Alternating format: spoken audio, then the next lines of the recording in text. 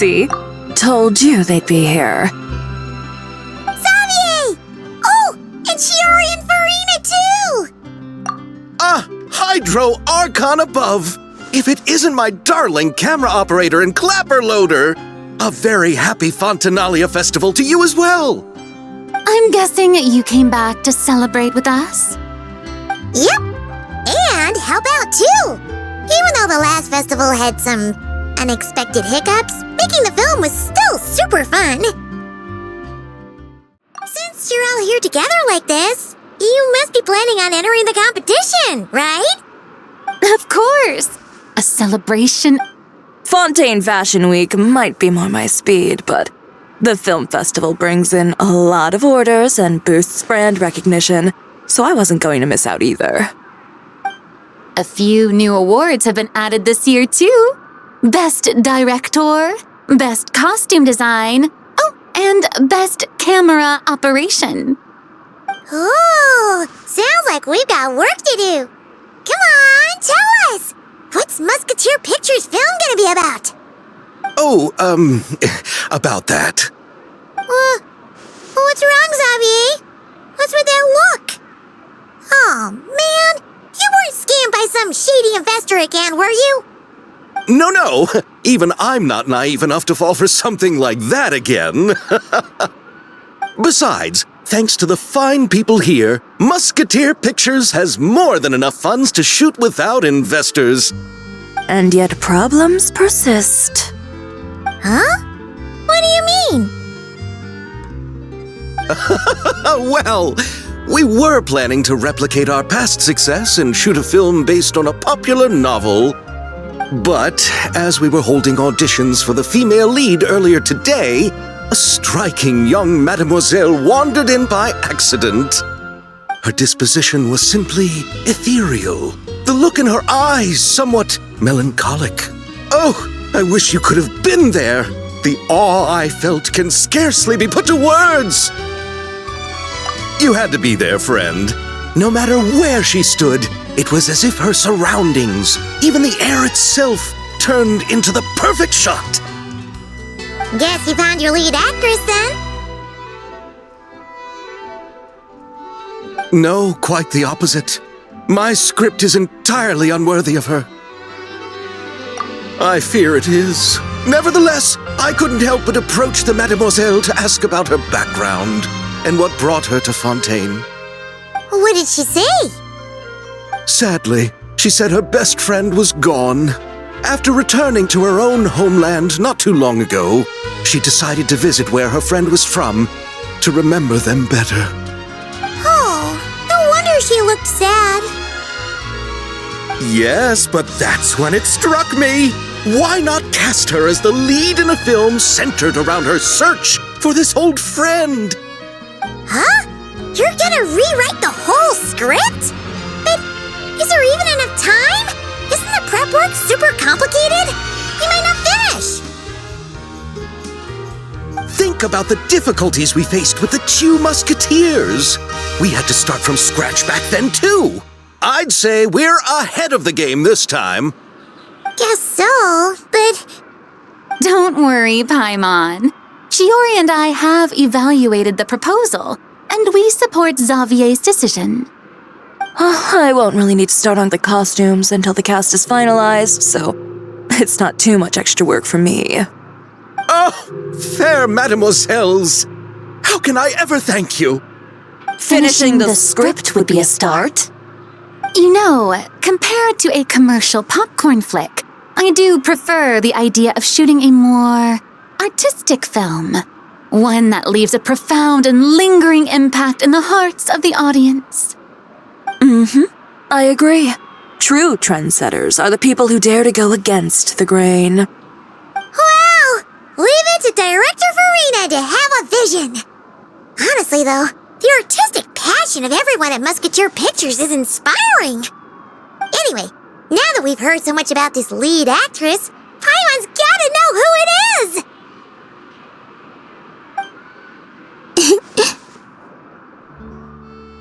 Ah! Columbina! What are you doing here? Hello. I I was just walking past when I heard you talking about me, so I came over. Huh? You know Miss Columbina? Of course! Wait a second. Does this mean Columbina is the actress who inspired the whole rewrite? Yeah. Wait, so did you make the trip by yourself, Columbina? Yes. I mentioned how I wanted to visit other nations once things settled down in Notcry, remember? So I went to the curatorium to ask Never for advice. She told me about the film festival in Fontaine and said it might be fun to visit. I spoke to Lauma before I left too, and she thought it was a great idea to get out for a bit. It's just, I received quite different travel advice from the two of them. Oh? How so? Well, Lauma told me to go out and experience new things and make new friends. What a wonderful suggestion! That's how a trip should be. What about Never? She said, don't trust anyone and don't talk to strangers. Yep, that sounds like her. I can understand that too. It shows this Nefer cares about you a great deal, Miss Columbina. Yes, so I plan on combining their advice. All I need to do is turn strangers into friends, and then I can talk to them. Huh, that kinda makes sense, but also not. Hey, Chiori. Oh, look who's back. Happy Fontinalia Festival, you two. Oh, looks like we have a superstar in our midst. How about an autograph, Big Shot? Ha, very funny. All settled then? Yep, the Duke gave his blessing, and I cleared it with the Udex. During the festival, inmates with good behavior will get a chance to spend some time on the outside. Under the stringent supervision of the Special Patrol, of course. Risley! It's been a while! Happy Fontinalia Festival!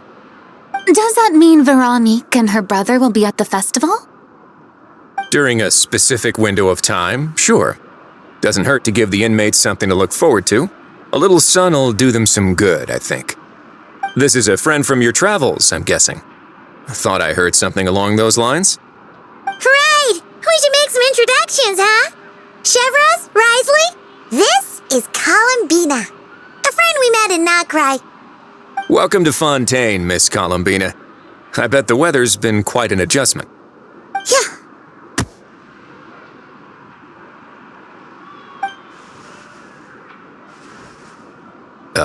And not the good kind, I take it.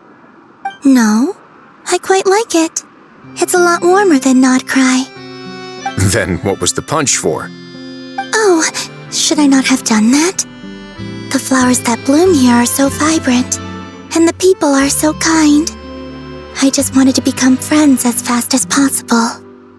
Ah, so that was meant as a gesture of friendship. Is that right, Miss Columbina? Mm-hmm. Isn't that what friends do? Right. Might have been a bit premature in this instance, though.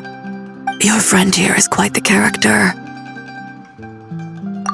Good thing we said something. You weren't seriously gonna go around punching every single person in Fontaine, were you?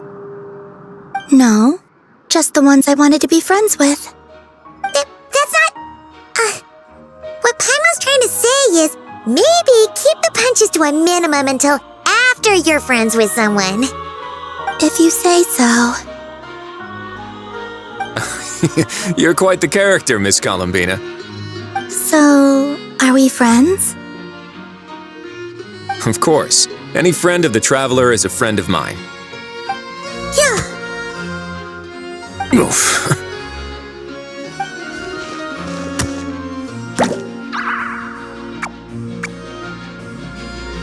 When it comes to friends, you sure know how to pick 'em. So Miss Columbina is the lead actress I've been hearing so much about. The whole thing about her aura is starting to make more sense. You gonna be part of the film this time too, Chivalrous? That was the plan. But now that Mr. Xavier has changed the direction, I don't think I'm in quite as many scenes. It's all for the best, though. A different crew asked me to help consult on some of their musket work.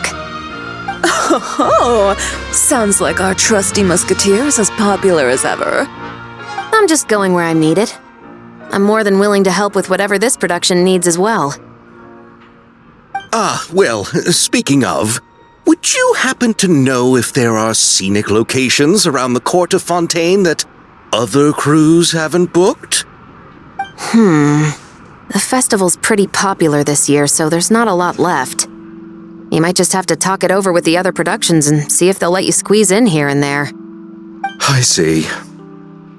Having trouble finding a filming location? Yes, we made a last-minute decision to go down a different route, so the indoor locations we reserved are no longer a good fit. And it looks like all of the best outdoor spots have been taken. You know, I might know a place. Good views, good atmosphere, and no production team has snatched it up. That sounds perfect! Where is it? You want me to reveal it just like that? Come on, let it be a surprise. As much as that sounds riveting, I think we should divide and conquer. You go do that, and Director Farina and I will take Miss Columbina around the city to discuss lighting and styling. Is that all right with you, Miss Columbina? Traveler? Yeah, everyone here is our friend. So don't worry about a thing and just focus on enjoying your trip. Okay. All right, then the Traveler and I will go check out this potential filming location. It might even give me some inspiration for the new script. I'll leave this to the Duke then. Until later, everyone. Maybe we'll run into each other on set. Okay then. Lead the way, Risley. Paimon's not built for suspense. Let's get this show on the road. Who said anything about roads? Huh?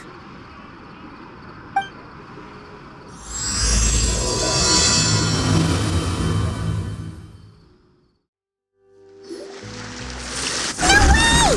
You brought the wing-o-let up to the surface? It'd make quite the grand backdrop for a film, don't you think? Paimon's more focused on the fact that this thing is supposed to be underwater, inside the fortress of Meropide. True. And keeping up with the maintenance on a vessel this big is a lot of work. It takes a crazy amount of manpower just to keep it up and running. Oh, Paimon kind of thought it just sat there until you needed it. I wish it were that simple. The truth is, the maintenance costs on this thing are substantial, so we decided to rent it out during the festival to earn some extra mora. Besides, the inmates are the ones who keep it in good shape.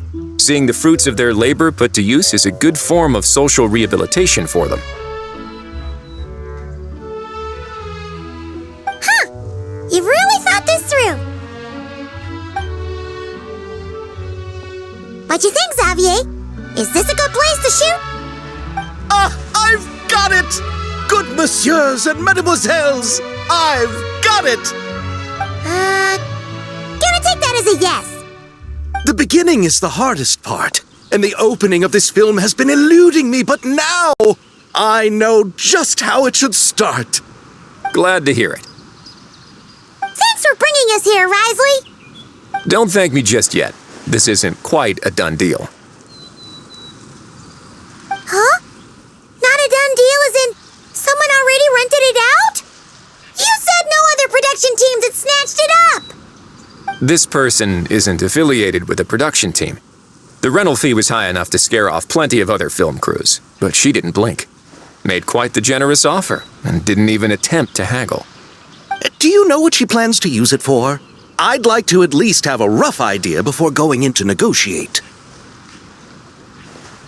I didn't ask for the details, but I did see what looked like a fishing permit and a business license on her desk.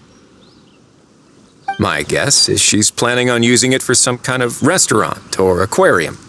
A floating restaurant is sure to attract people, but an aquarium sounds cool too. The views from the ship make it a great spot for a date! The winglet might not be under my command right now, but it's always nice to see her admired. A film is sure to drum up some good publicity as well. I do hope we can work something out with the current captain. Well, guess we should head over and talk things out then. Best of luck. Wow! The winglet seems even bigger up close. The rooms are so spacious. Wonder who rented it out. Hello? Anyone there? Perhaps the captain had business to attend to elsewhere. But why rent such a massive boat just to have it sit here without even leaving so much as a note? Let's try again. Anyone there? Hello? Seriously? Right now? What is it gonna take to get some decent sleep around here? Is a nap too much to ask for? Sorry, the aquarium's closed for the... Huh?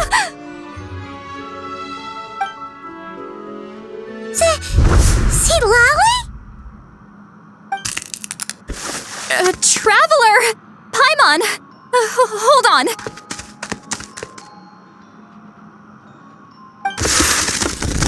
This is just great!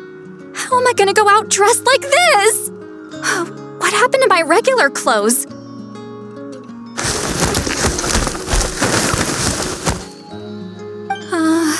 The wash! I put them in the wash after I drank too much and fell into the fountain. Oh, this can't be happening! Am I seriously gonna go out like this? Think we might have caught her at a bad time. See Lolly? I don't wanna hear it. Hear what? A single word about what I'm wearing. No comments, none. Is that clear? Oh, yep. Crystal.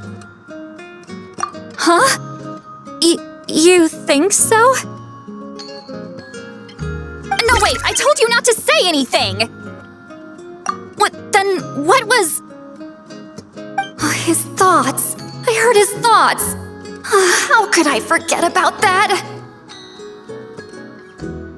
Oh, this is so embarrassing. I seemed a little too pleased to get that compliment, didn't I? Wait, the mind reading went both ways. Does that mean the traveler's hearing all this too? Oh, you clearly did! Huh? What did we do? Paimon's not following. Nothing. It's nothing. Let's just move on. Did you need something? You're not here alone, I see. Hello, I'm Xavier, a film director and producer from Fontaine. I meant to introduce myself sooner, No wonder we ran into each other in Fontaine of all places. You must also be in town for the festival, then. That's right. We're helping Xavier with his film. In fact, we were hoping to shoot some scenes on this boat. You're the one who rented it out, right, Seed Lolly? Me? Rent a boat? I wish I had that kind of spare cash floating around. Not to mention the spare time. Don't get the wrong idea, though. I'm not here to sail off into the sunset and live out some cushy retirement life, okay? I'm not that old. Then why you dress like...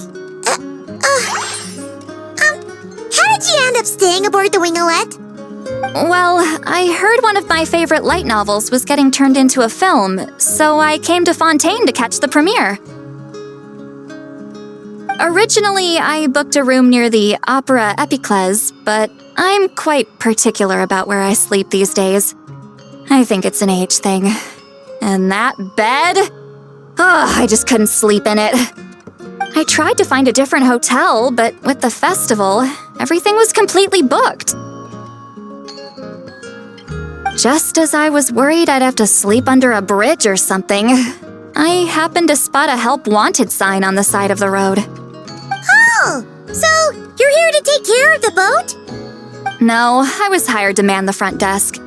The pay is a bit low, but food and drinks are covered. And it includes room and board during the festival. Plus, the job is simple. So I thought I'd give it a shot. Wow! They actually thought you'd be a good fit, huh? What? You don't think I'm cut out for it? All I have to do is tell people the aquarium isn't open yet. Other than that, I'm free to do whatever I want.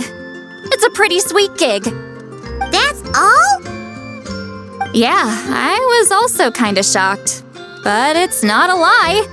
Head downstairs and see for yourselves. There's nothing but empty tanks.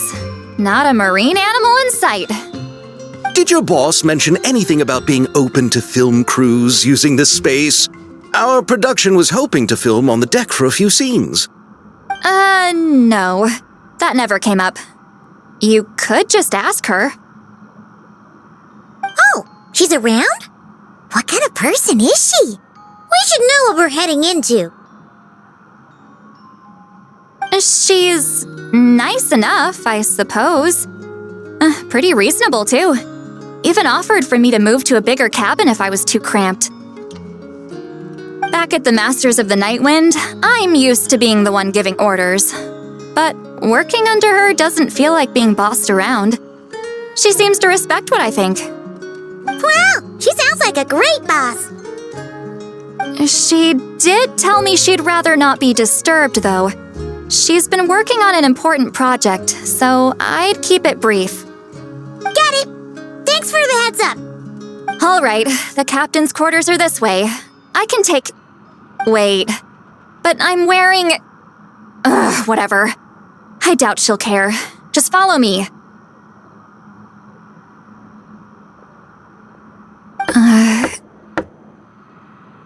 Miss Guillotin? These visitors were hoping to ask you about something.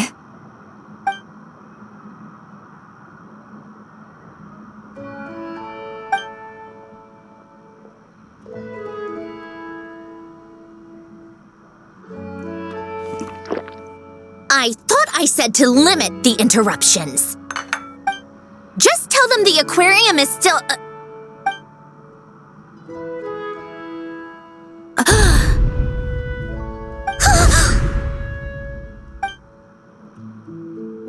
Sandrone? You're here! Huh? You know each other? Are you okay, Sandrone? Do you still remember us? Everyone was so upset after what happened. We all missed you so much.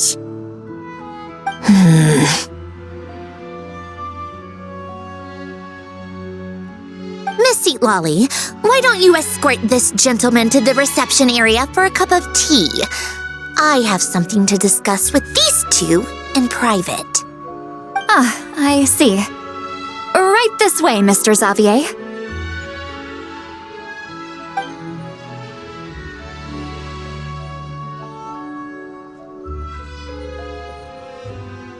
Sandrone? I really can't go anywhere without running into you two, can I? Are you okay? During the battle, your core... It was... Destroyed by that bastard Dottore. That's right. But as you can see, I'm fine now. No major issues. Or at least, there shouldn't be. Oh, what a relief! Oh, why didn't you tell us sooner? Or come back to see your friends? Now that I have the chance, I just want to say... Thank you for saving me. Huh? Don't get the wrong idea. I only saved you so we could complete that formula and defeat Dottore once and for all. Even if he did crawl back from the grave to make us all miserable again. That doesn't matter. You're still a hero. All right. But it wasn't just me. All I did was lend my brilliant mind to the cause and take care of one part of the plan. Although, I'm not denying it would have fallen apart without me. You got that right. You're amazing. But how did you go from From a lifeless pile of scrap to looking like this? Well, my mom was trying to put it a bit more gently, but yeah. Where do I even start?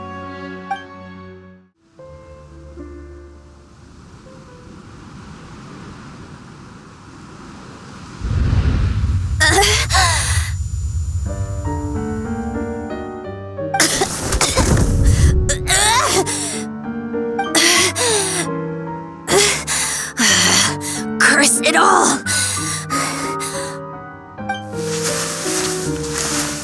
Where am I? Did we do it? How much time has passed? I'm not in one of that lunatic's experimental labs, am I? Wait, Fontinalia decor. Books from the Research Institute. Phew. One thing at a time. Initiate self-diagnostics. Assess the extent of the damage. Cut power to compromised, non-essential components. Then reconstruct available action modules. Severe damage to the core. Dottore, you bastard. Polonia?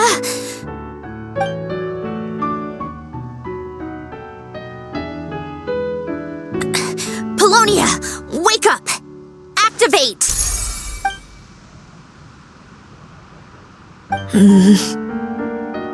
You're in even worse shape than me. Internal gears and energy circuits are barely intact. Extreme damage to the core, just like me. Rebooting is off the table. Even if I could repair the damage, I don't know if... You used up all your critical energy in those final moments, didn't you? To protect the core of that guy in the hat and the numerological array.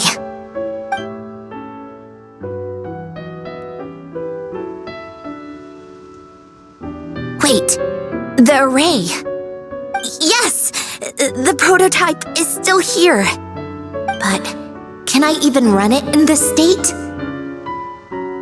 Whatever. I have to try. I just need to confirm one thing. Activate the numerological array. Connect the computing core to my body. Just like I thought. It needs too much computing power.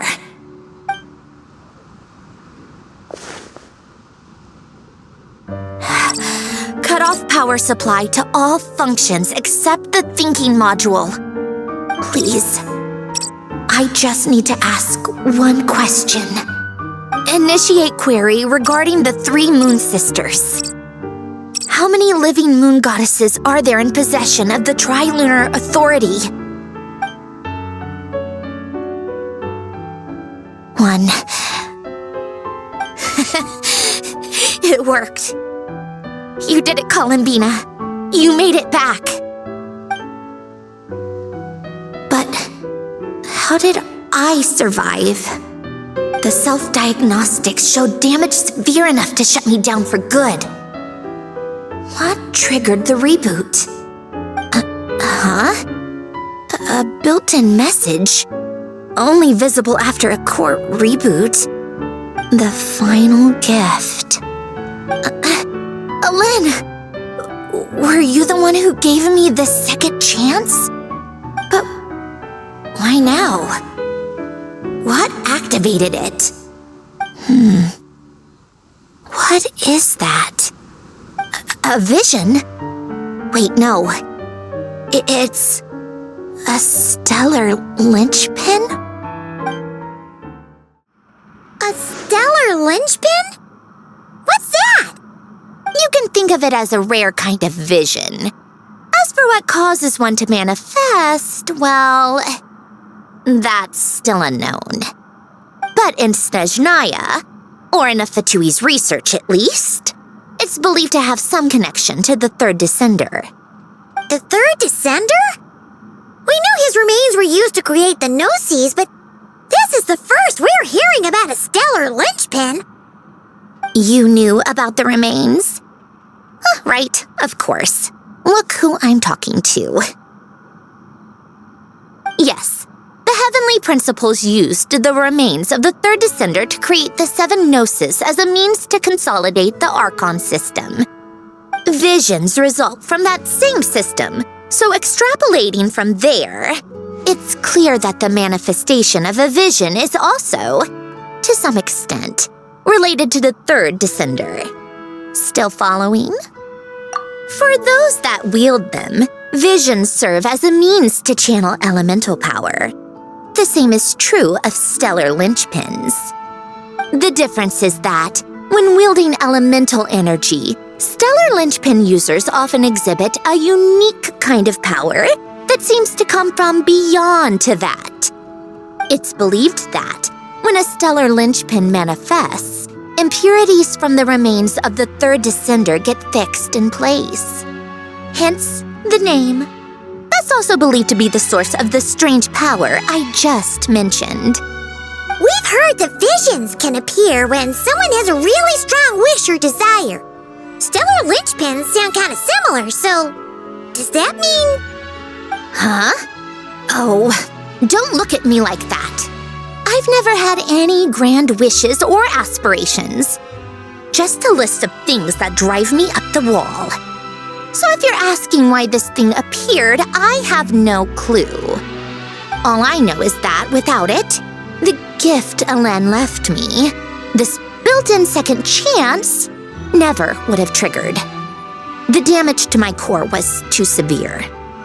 But thanks to the stellar linchpin's manifestation, it did trigger, and after my core rebooted, I was able to repair the damage to my body. I also managed to import the numerological array, along with some of Polonia's surviving algorithms, into this form. Wait, does that mean Polonia is... Yes. Unfortunately, Polonia is... beyond repair. Oh, we're so sorry to hear that. But you also mentioned something about a final gift? Yes. Alen often spoke to me about wishes and desires when he was alive. I suppose he thought there might come a day when I wished for something and was willing to sacrifice my own life to fulfill it. So he left me a chance to start over. No, never. Alen once said I was his proudest masterpiece. That might sound boastful coming from me, but it's also an undeniable fact. After Alen died, I started studying how Polonia and I worked. Polonia is essentially a computational machine, so it wasn't difficult to figure out the mechanical principles there.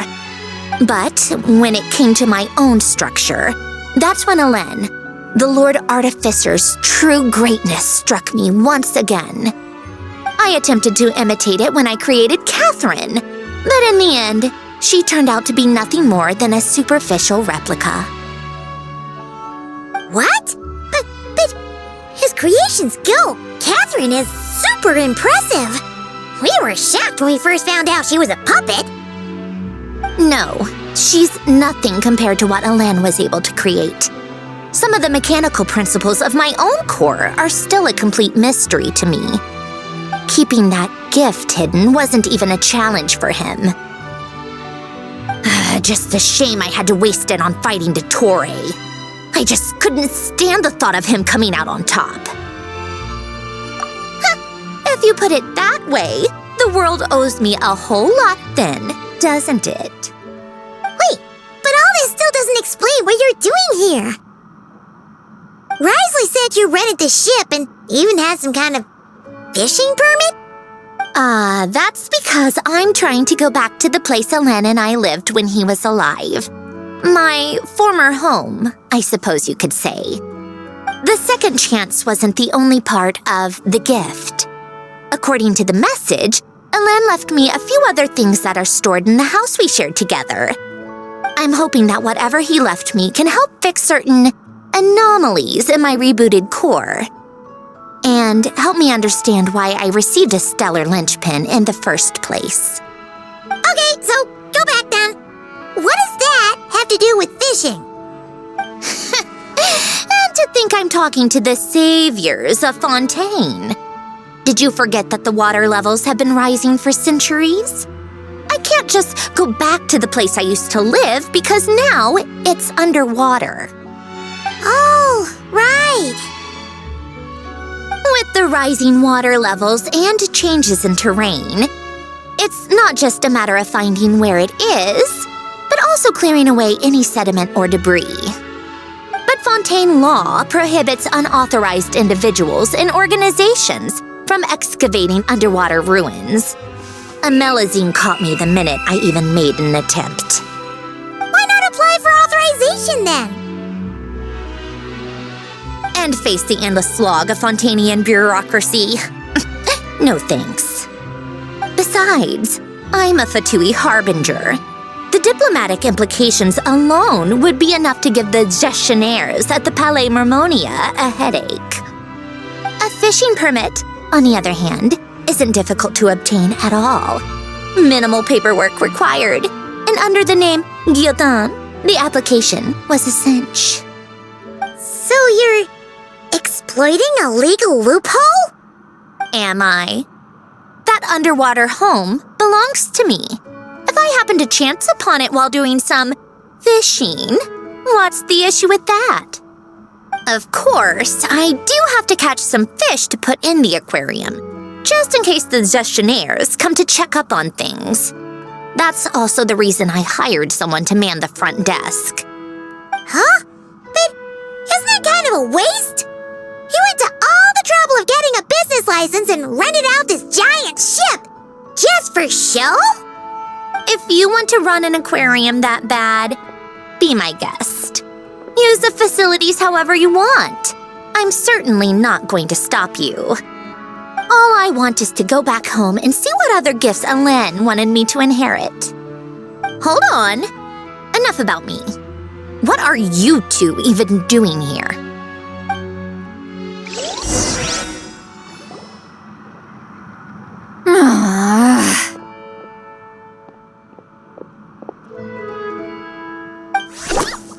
Seriously? They've been in there forever. The reaction when they saw each other was strange, to say the least. They're lucky I was nice enough to leave the room and give them some space. Back in the Masters of the Nightwind, I'm the one who gets to kick people out. I just want to know what they're talking about. Should I cast a little eavesdropping spell? Oh, no, what am I thinking? I'm Granny Eastly, the great shaman of the Masters of the Nightwind. I can't do something like that. This is just ridiculous.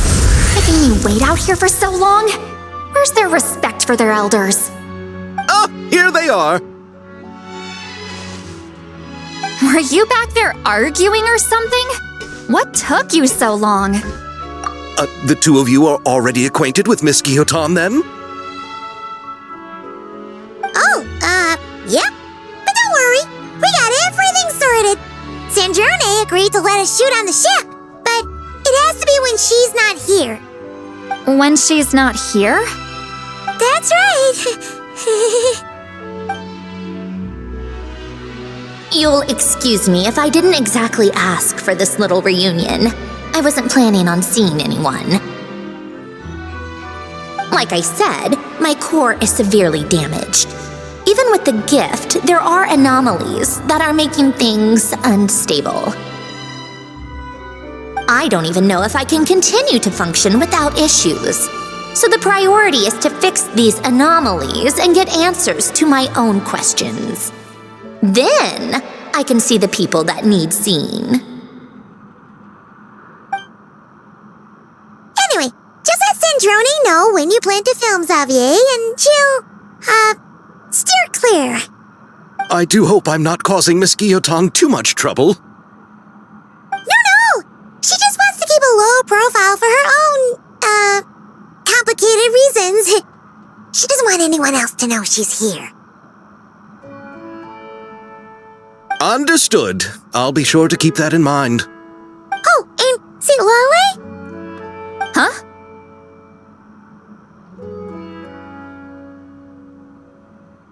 You mean Miss Guillotin? What does she want? Oh, please don't let it be about the pajamas. What? The seventh of the VIII Harbingers? Why are you telling me all this? I asked the Traveler about you, and I've decided it's best to be open in this instance. I can understand if you would rather not work for a Harbinger. Regardless, the room on the ship is yours to keep. You're an acquaintance of the Traveler, and I plan to honor that. Wait, she's actually nice? It's not a problem. The captain also worked for the VIII, and he helped Natlan a great deal. We know that there are good people among your ranks. Besides, I've been around long enough to know what it means to earn one's keep. This isn't Natlan, and I don't expect special treatment. Besides, sitting at a desk isn't exactly back-breaking work. I appreciate that perspective, great shaman. Seat Lolly. Just call me Seat Lolly. That title makes me sound so... old. Well, Seat Lolly, the Traveler and I are looking for something, so we'll be heading underwater together soon. I'll leave the ship in your care while we're gone. Together? How often? Not too often. We're heading out in a bit, but I'll be available if you need something. You couldn't, go alone? I wanted to, but he was concerned about my physical well-being. So he offered to come with. Guess my mental well-being means nothing then. Huh?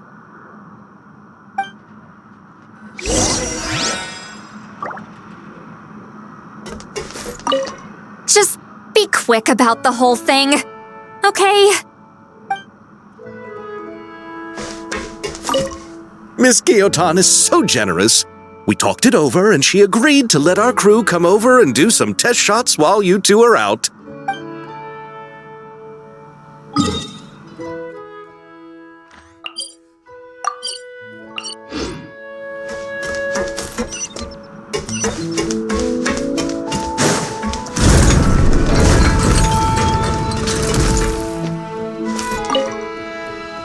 All right.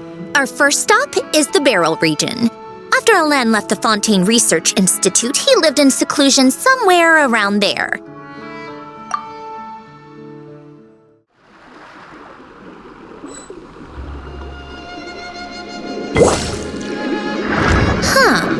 This place has changed a lot. Guess I really have been gone for a... Let's look around and see what we can learn. Oh, and don't forget to catch a few to take back. We need to keep up appearances, remember?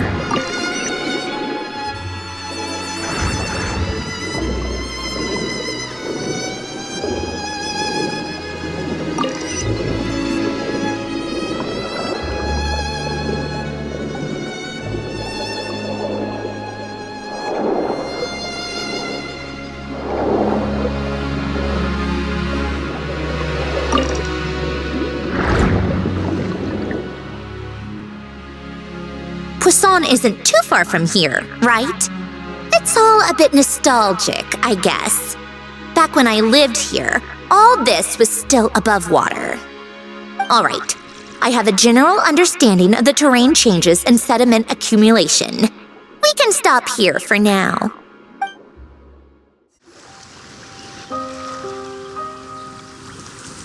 That went smoother than expected. I appreciate the help. No problem. You doing okay though, Sandrone? Seeing your home look nothing like you remember That can't be easy. I'm fine. Times change. People change. That's the one thing you can actually count on. I made peace with that a long time ago. You should head back and put them in the aquarium tanks. We finished ahead of schedule, so your crew is probably still on the ship. I'll follow in a bit. Right. Xavier said he was going to test out a couple of shots. I'm sure. I want to take another look around on my own. Okay then. Want us to let you know when the filming is done? No need. Columbina relies on Kuvaki to perceive her surroundings. In Nodcry, her senses are heightened because Kuvaki is everywhere. But here, as long as she doesn't activate her abilities, her range of perception should be equivalent to an average person's line of sight. I figured that out back in Snezhnaya. That's oddly specific. I have hiding from her down to a science. So, what?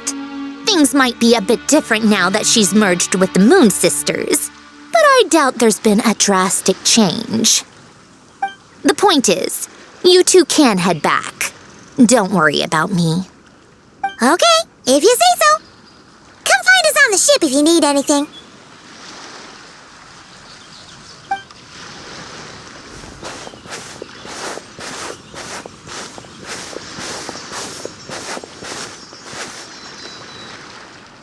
What did you leave for me, Ellen? Did you know I would come back?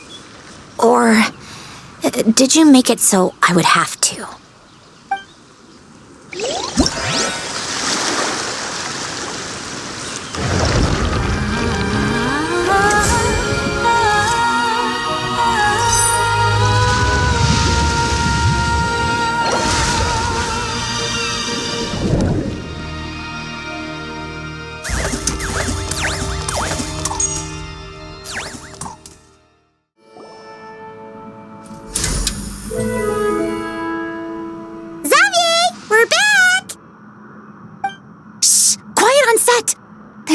Over there. Oops, sorry.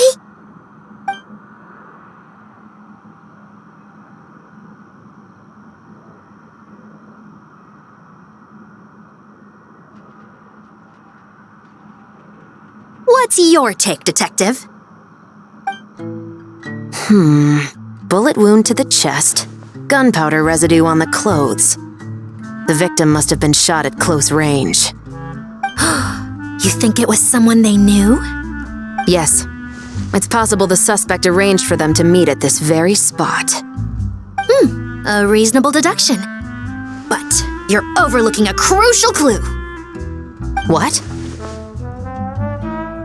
The victim's pocket watch is missing.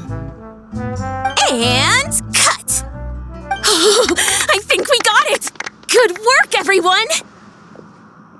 Phew, finally. Acting was nerve-wracking for me when I first tried it too. Just loosen up, and you'll get used to it in no time. Chevres! Charlotte!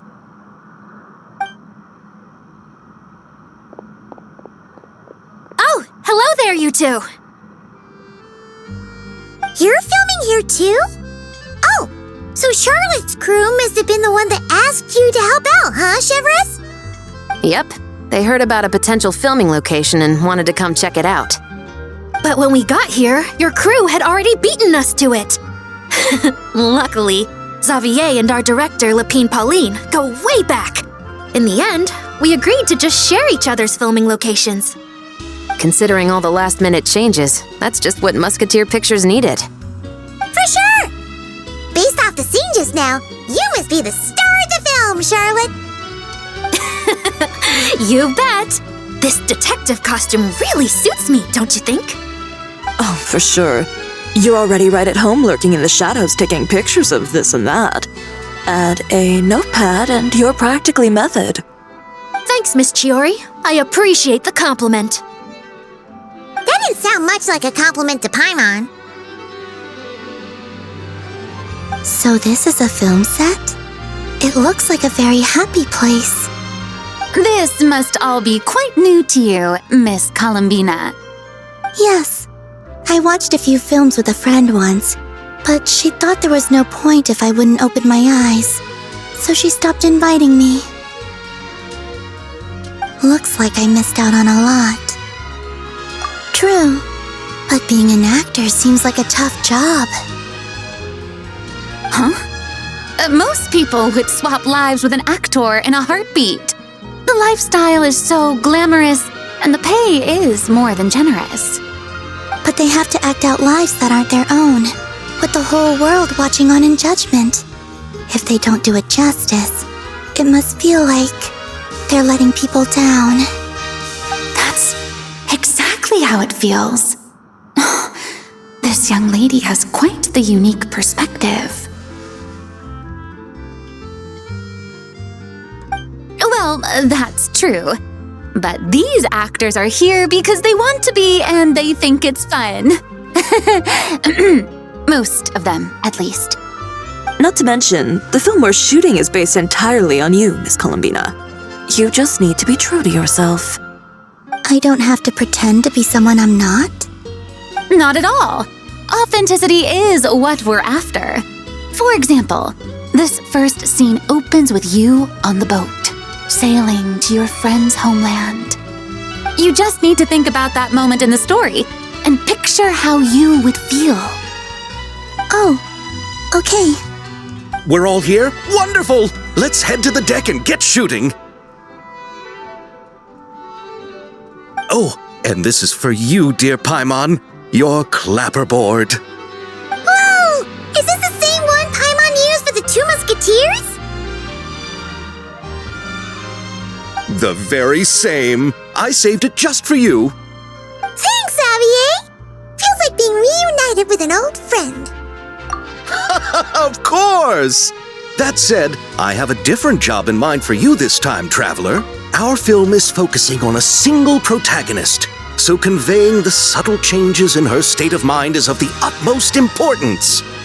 In addition to the actor's own performance, another way we can convey that is through lighting. Huh? But there's already a lighting specialist, isn't there? Yes, but it's clear the Traveler and Miss Columbina share a deep bond. You might have a better chance of understanding her frame of mind in certain scenes. Oh, that makes sense. So, what do you say? Willing to take on the role of lighting specialist? It's settled! I leave the job of translating our leading lady's inner thoughts in your capable hands.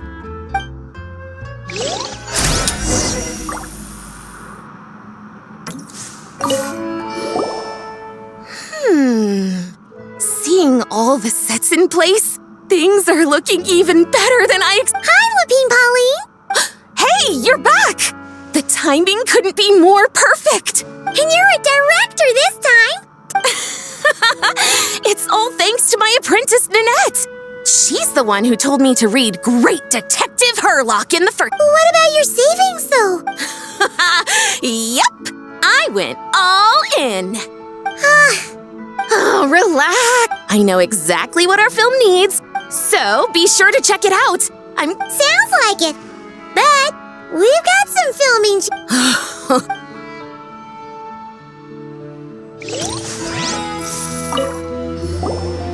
Oh, I didn't expect to run into you two on set. Nice acting back there, Charlotte. Thanks. I'm, usually the one behind, but I've known Miss Lapine Pauline. Miss Lapine Pauline prefers to... The scene from earlier was just me and Chevra. Ooh, that's quite the... Your film's leading lady also seems like quite the score. Guess we'll just have to wait and see who wins best...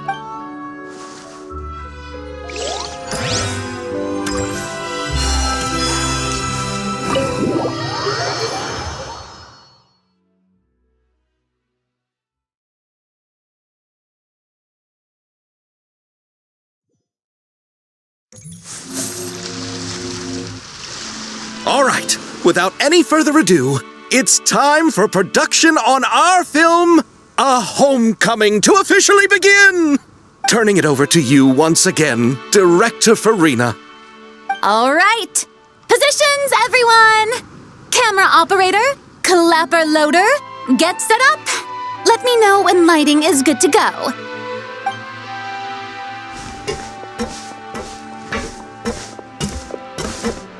All you need to worry about, Miss Columbina, is hitting your mark.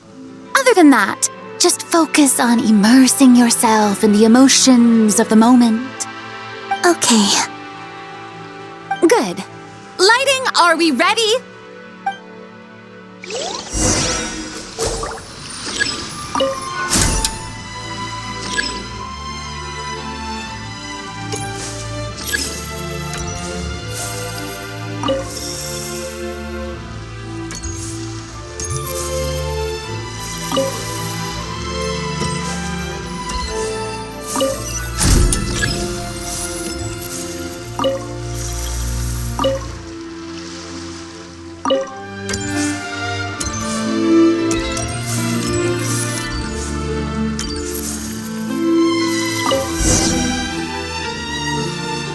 Ready. All right, quiet on set. 3, 2, 1, action! This is her homeland. Columbina. Cut! The emotions I'm looking for were definitely there. Let's just try to keep it a bit more natural. Oh, but definitely keep that gesture at the end. I loved how real it felt. You looked genuinely moved. All right, if you're ready, let's go for another take. Miss Columbina? That presence, it kind of felt like Sandrone.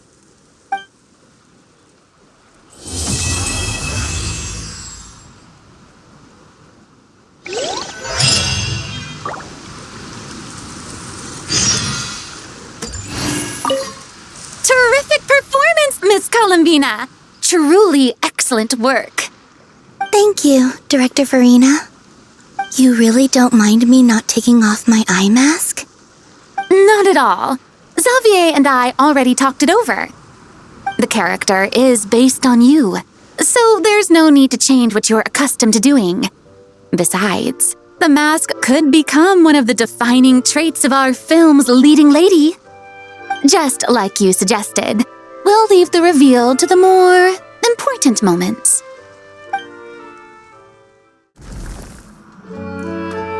Ah, you're here. We should get going then. Xavier and the others should be filming soon. How's it going? Have you managed to figure out the location of your home yet? I've narrowed down a few potential locations.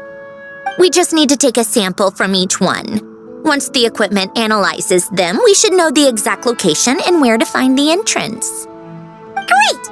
We should get started then.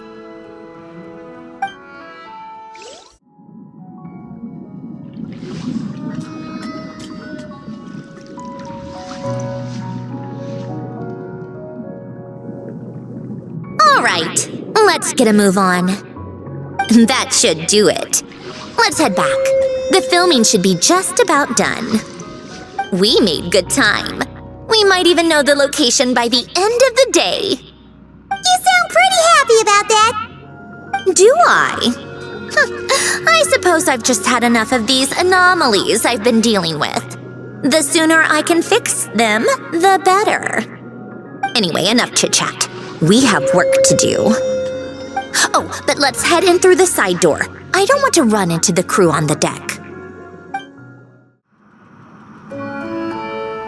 All right, now we just need to wait for the results. Since we have some time to kill, I suppose I might as well see how this aquarium of yours is coming along. You seemed quite enthusiastic about it, after all. It's really coming together.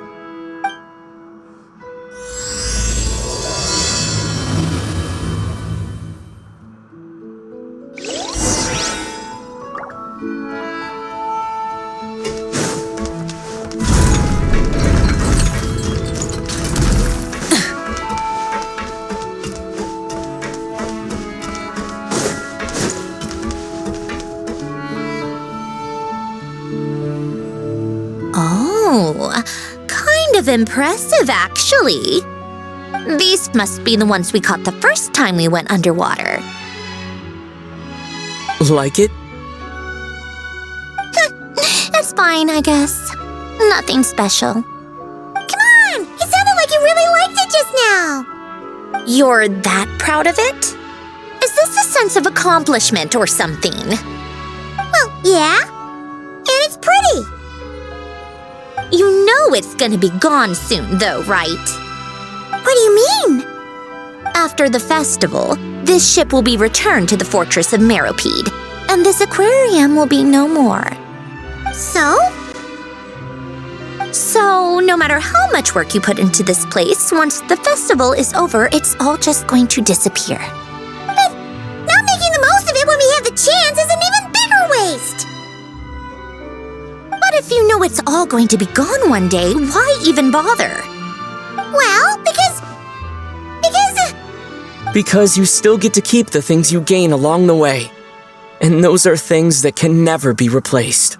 Doesn't that make losing them even harder? Well, if you put it like that... But the happy memories we make along the way last forever! You just have to take a more glass-half-full perspective. Not to mention, everything we do here is gonna be on film, so it'll still live on in some shape or form. And when you look back on it, only happy memories will come to mind? Exactly! So it's about finding joy in the process itself. Traveler! You're back already? What's wrong with that?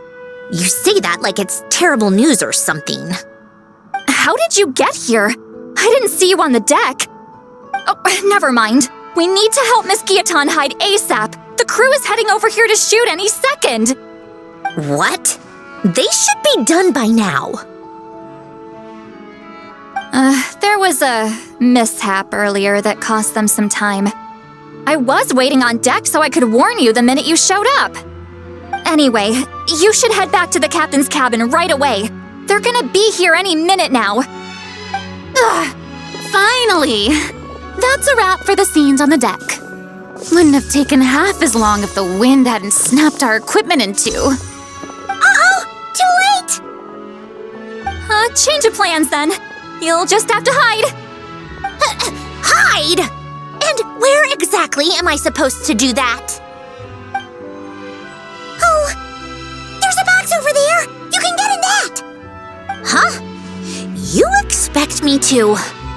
Do I need my makeup done for the next scene too? For the love of... Let me see. Maybe just a quick touch-up. Huh? Traveler and Paimon? What are you doing here? I thought you took the day off to take care of something. Huh? Oh, well, it didn't take as long as we were expecting, so we came back early. What about you guys?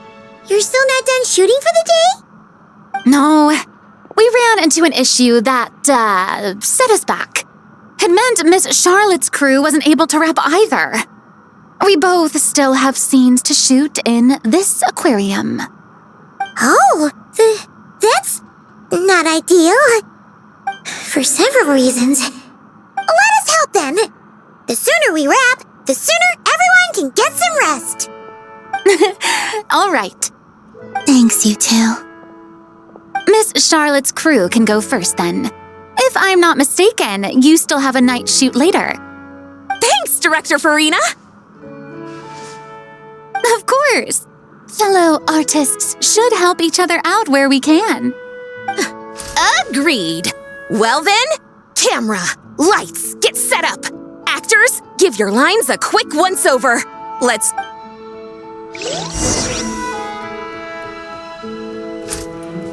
All right, places, everyone!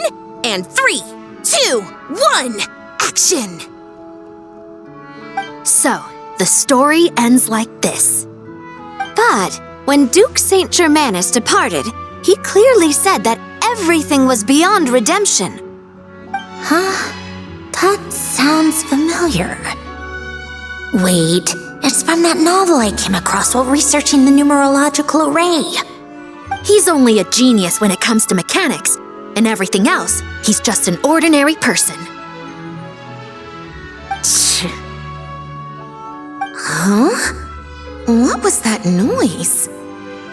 Whatever, I'll just fix it in post. Miss Jacoba, please don't speak as if I were the accomplice. Not so hard. This box isn't sturdy enough for that. This is why I keep saying, don't put too much trust in Clockwork Mecha. Unlike humans, machines don't have a heart. A heart? That's right. It's what's on the inside. It's also referred to as someone's soul, or likened to free will. You can think of it as a person's core, what makes them unique. In general, though, people don't believe machines are capable of having a soul. You said my emotion module was faultless. It is, but that's not quite the same thing. Do you think I have one then? A heart? I don't think so. I know so. The question is, do you recognize it within yourself?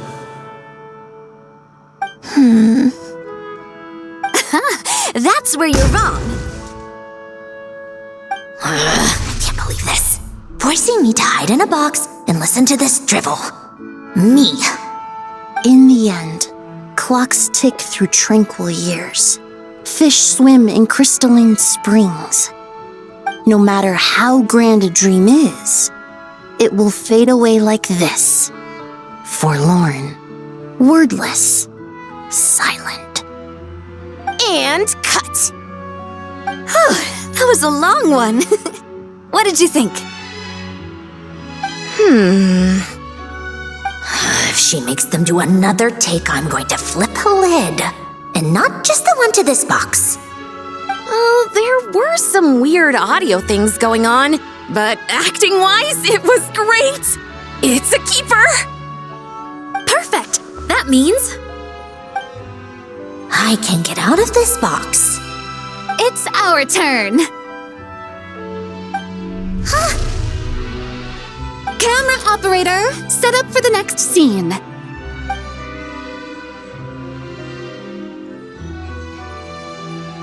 In this one, our protagonist peruses an aquarium in a foreign land and gets swept up in memories of her friend. So, in terms of lighting, that's the vibe we're going for. Got that? Shoot, I thought there'd be a break and Sandrone could slip away. What are we gonna do now? break a leg. Yep, we're headed off to shoot our next scene.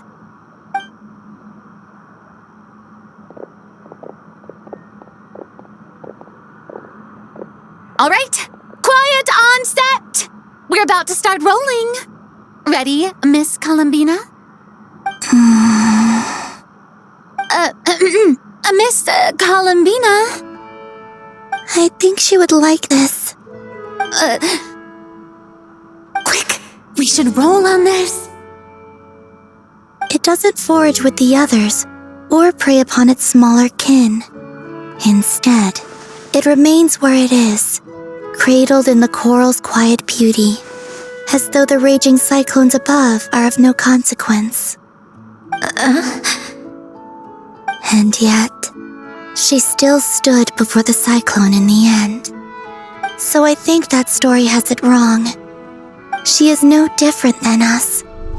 She has a heart. Colin...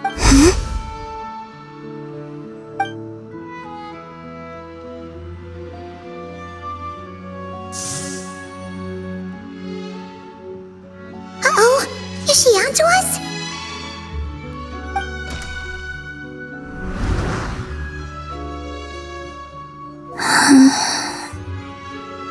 What is she doing? You okay, Columbina?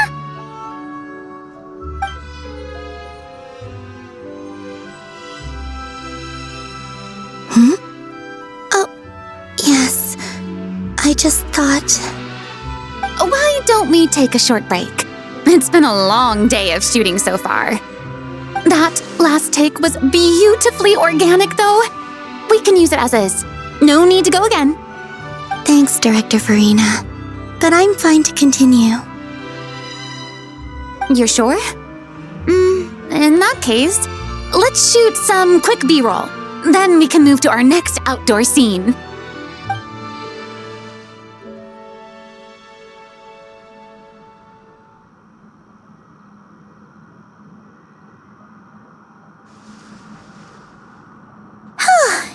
We're in the clear this time.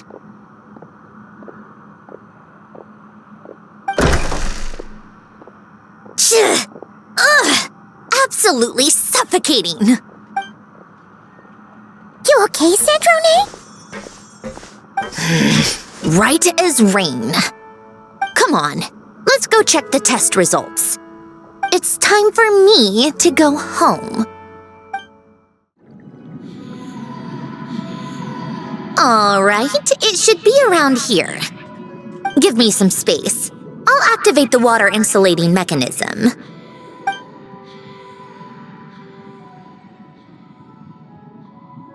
The what? Alain, much like Renee, had long predicted that the water levels in Fontaine would rise. Thanks to his expertise in mechanics, he was able to implement a few simple measures to protect our home from flooding. I told him there was no need, that I would just move when the water rose too high.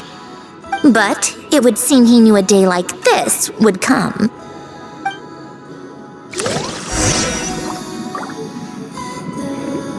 All right, the silt has been cleared away.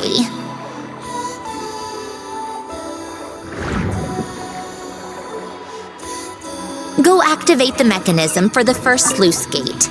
That will fill the empty middle chamber with water.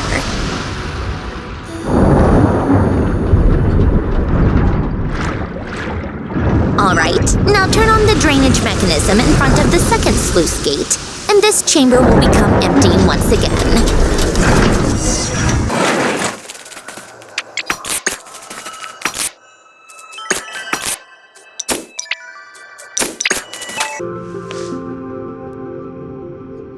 So, this is where you used to live?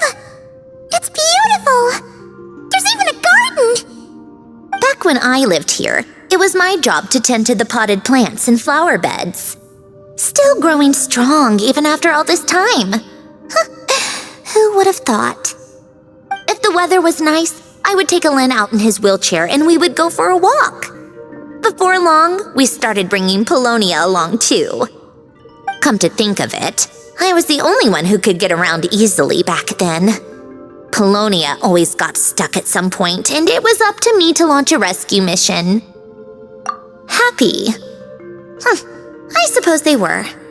Uneventful, but pleasant. Repetitive, but peaceful. It was like living in a world where time didn't exist. Of course, that was all just an illusion. Death still awaits all of us at the end. Oh. All right, enough standing around. Let's head inside.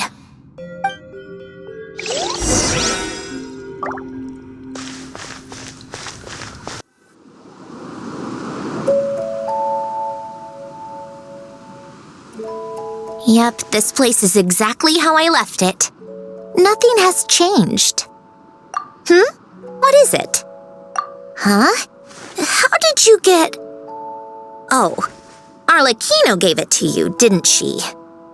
And you... read the whole thing.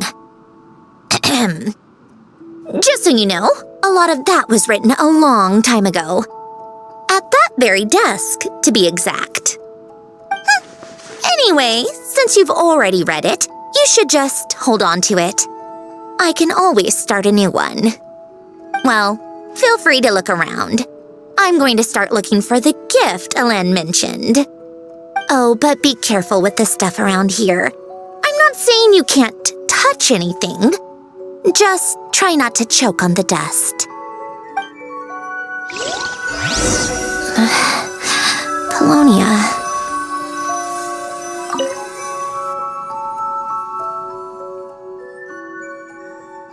Oh, I played with these when I was little. During the first few months after I was created, I mean. At first, Alen and I would play together, but it didn't take long for me to become unbeatable. So, Polonia and I played together instead. Yeah, these don't look like Paimon's kind of games.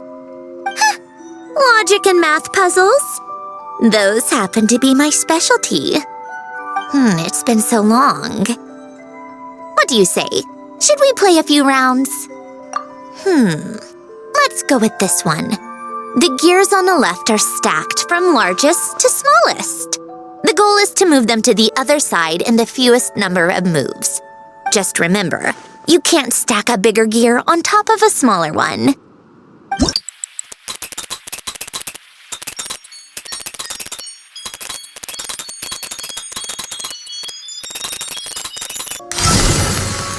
Looks like it took you a few extra moves. My first attempt was the same. You'll get better with practice. Well, what did you think of the game? You showed quite a bit of promise, too. We should do this again sometime. There are other puzzles we could try.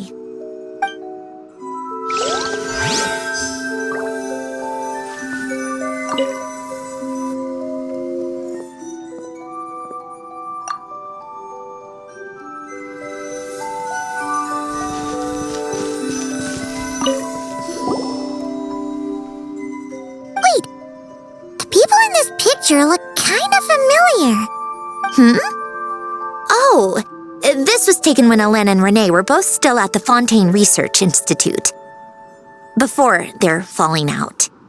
In his later years, Alen would often sit by the fireplace and stare at this picture, wearing an expression somewhere between guilt and longing. He said he sometimes regretted not helping his friend when he needed it most. Even if just to stop him.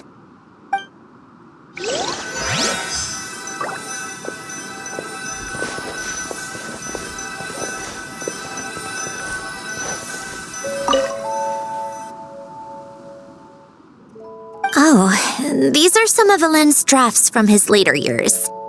Just casual doodles, really. And these are just some unimportant letters. I couldn't be bothered to sort through them before I left.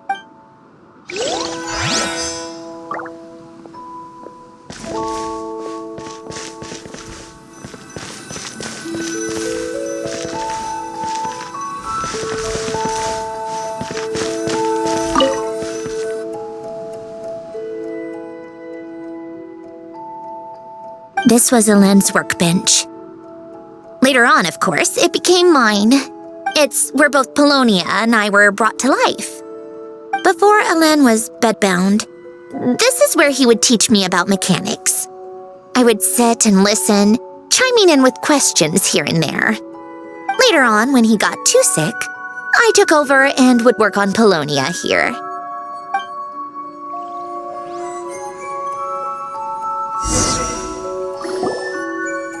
Wow!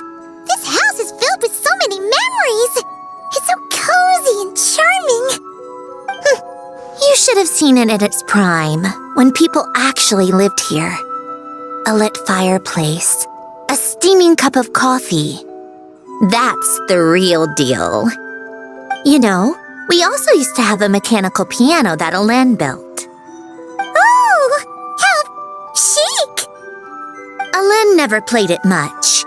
He probably wasn't able to at that point. But I managed to teach myself. Music theory is essentially math after all. Once you learn the patterns, it's not really that difficult. I loved perusing Alen's collection of classical music. The chords and harmonies felt like individual mathematical puzzles. It was fascinating, so I did some composing as well. But as Alen continued to deteriorate, even the sound of music began to grate on his nerves. So I got rid of the piano. Aww. Back then, I assumed a piano was like an ordinary clothing rack. Commonplace in every home and easily replaceable. It was only after I left that I realized how hard a good piano is to find. Enough about that. Alen's gift should be just in here. The only things undisturbed before I left were a few of his personal belongings.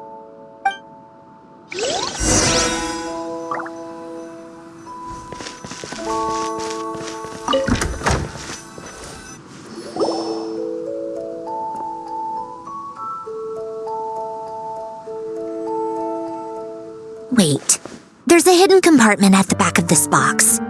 Looks like it's locked with some kind of gear mechanism. Knowing you, Alen, I'm guessing it goes like this, then like this. Got it. Am I a genius or what? Let's see here. A box? Well, you gonna open it?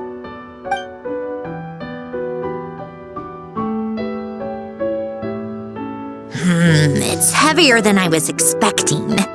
Just how much stuff is in here?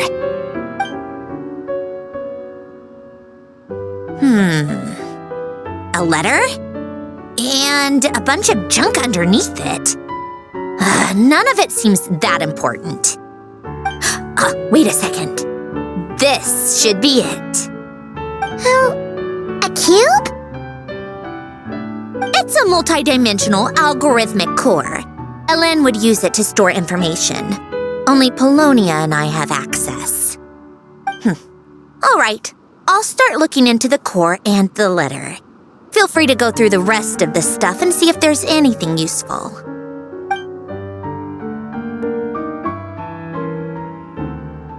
Okay. Hold on. There's another picture in here. This one has writing on the back. A snapshot of you playing among the plants shortly after you were born. You seem to like these flowers a lot. May you grow and flourish just as they do. Huh? Wow! Look how happy you are in this picture. You've changed a lot since then, huh? What's that supposed to mean? Just that you come off kind of aggressive sometimes, or, annoyed at everyone around you? Well then, people should stop being so annoying. It's not like I'm the one with the problem. Of course not. Oh, here's something else. Looks like a piece of paper torn out from somewhere. Today, I solved another math puzzle and made a breakthrough on a construction problem the Institute has been stuck on for years. Am I a genius or what? No, wait, that's From now on, I should have people address me as Her Highness the Clockwork Princess, unraveler of all reason. Nope, no more of that. I thought I tore this page out. You wrote this? Then how did it get... Wait, there's more writing at the bottom. You seem to have developed a distaste for this particular entry, considering I found it in the trash. I'm sorry, but I could not help but hold on to it. Forgive me. Alen! Don't be embarrassed. Everyone goes through a phase like that. Nonsense! I wasn't even the one who wrote that. It must have been Polonia. That's enough. I told you it was Polonia. You know what? We're done with this. No more rifling around in the box. Just put it down and let me read the letter. To my little clockwork princess. Not another word. Got that? If you're reading this, You've most likely received the gift I left for you. I just hope you didn't stumble across all this while cleaning out my effects or something trivial like that. I once asked if there was something you wished for. Do you remember that? I wonder if time has changed your answer. Regardless, I have another gift. A formula that will allow you to come face to face with the anomaly inside of you. If you even still call her that. Why this gift? To understand that, allow me to wax poetic on the soul once again. I would ask you to stick with me until the end, but I know you will. You always have. I believe a person should be born twice over in their lifetime. First, there's the birth that grants us life. Then, the birth of the soul. It's a matter of transforming the life bestowed upon us into the life we choose for ourselves. And to do that, we must look inward. We must make a conscious choice to define the meaning of our life instead of allowing the happenstance of our existence to pass us by. This is the process of recognizing the soul that lives within us. You are my proudest masterpiece. I told you that long ago. But to me, you have never been a creation or a machine. To me, you're just like the rest of us. You have a heart. In fact, some theories think of the human brain as nothing more than a machine, and thought the product of its computations. So you see, perhaps we're not so different after all. Your inner machinery is just far more advanced than most. No matter how one looks at it, the heart is a complex thing, a place where logic and reason collide with our emotions. Your computational capacity allowed you to become sentient and develop logical reasoning. But it also granted you something that, on the surface, might seem contradictory. Emotion.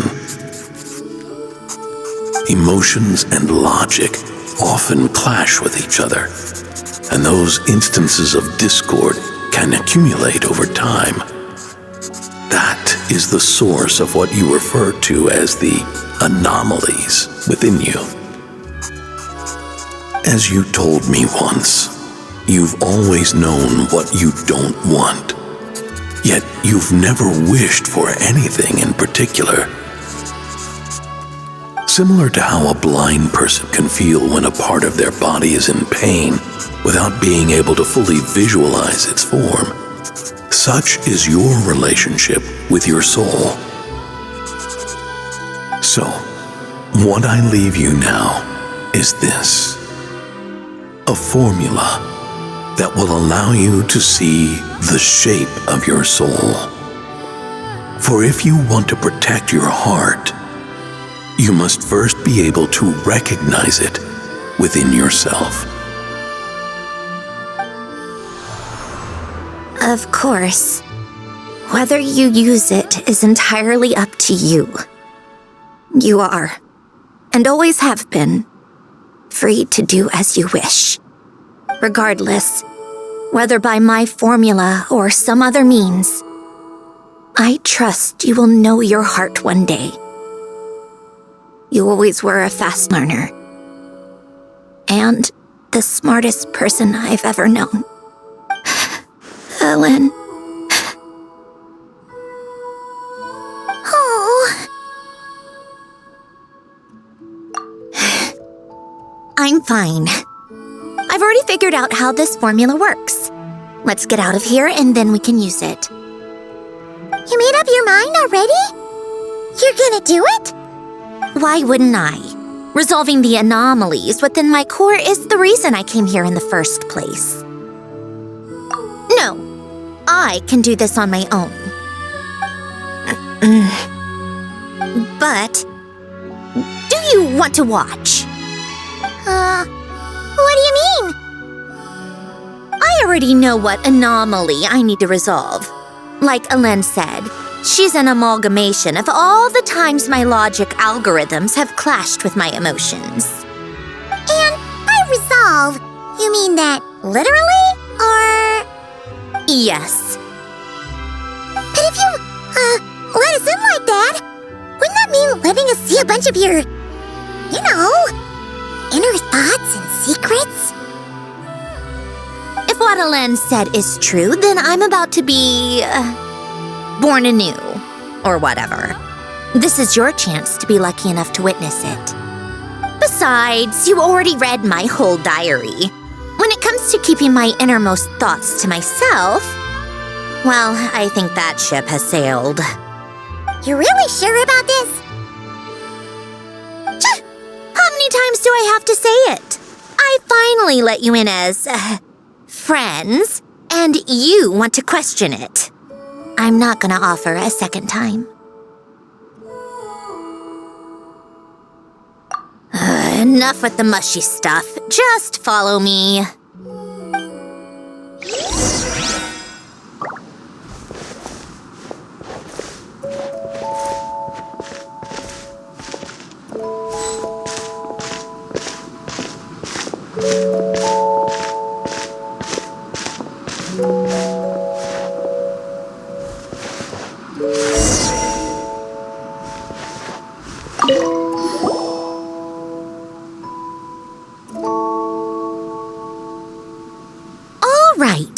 Numerological array, I can construct a simple formula that will allow you to experience what I see and hear in real time. Oh, just like St. Lolly's scent-sharing technique. Been there, done that. Huh, sounds like that shaman has some tricks up her sleeve. The arcane and the mathematical are both fundamental laws of this world. Being able to achieve a similar result through both isn't surprising. Anyway, let's get this show on the road. But no comments from the peanut gallery, okay? I know I offered, but I still don't want any interruptions.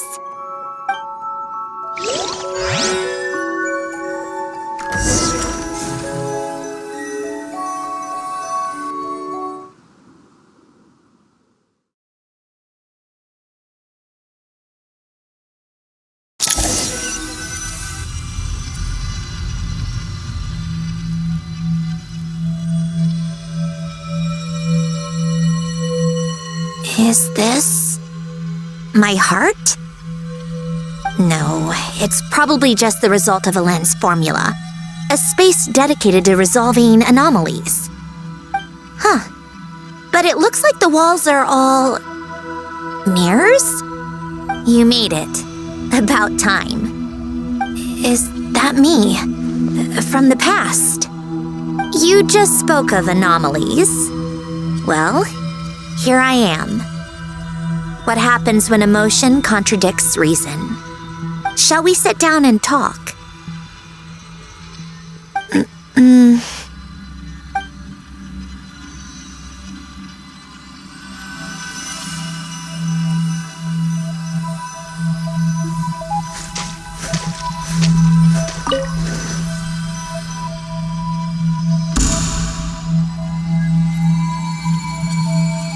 That should do it. Hello, my name is Alain Guillotin. Can you hear me? Brings back memories, doesn't it? The time we spent here. Here, I want you to have this. A notebook? You can use it to write things down. I don't need to write things down. I have unlimited memory. Even so, some things are more important than others, right? You can use it to write about the things that matter. So you wish me to carry out a basic priority sorting operation? I suppose you can think of it like that for now. But journaling is also an act of finding oneself. Much like we use wooden stakes to guide a plant to grow in a certain manner, what we choose to write down gives the soul much-needed direction. In the act of choosing what to forget and what to hold on to, We decide what kind of person we want to become. I don't understand. Like I said earlier, I don't need something like this. This is where we were born, where our life began. Mornings of tending to the garden, afternoons spent cleaning, reading, or studying, evenings of cozying up by the fire, listening to Alain share stories about his past. Alain. What is it? What are you drinking? Oh, this? It's coffee. It, makes me more productive. I want to try it. Oh, okay. Here.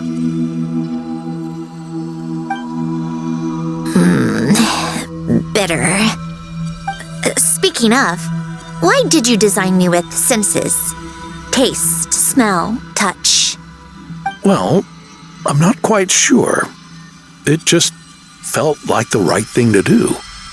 I suppose I hoped you might have a life of your own one day, and that you deserve to experience all life has to offer. Oh. Still bitter. But the smell is nice. I thought those peaceful days would go on forever. You know that's not possible. Maybe.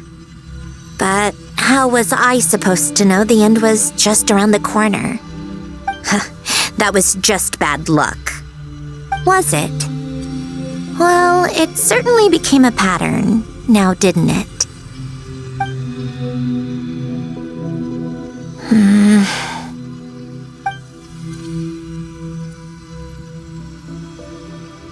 Over time, one of the habits we picked up from Alain was a love of coffee.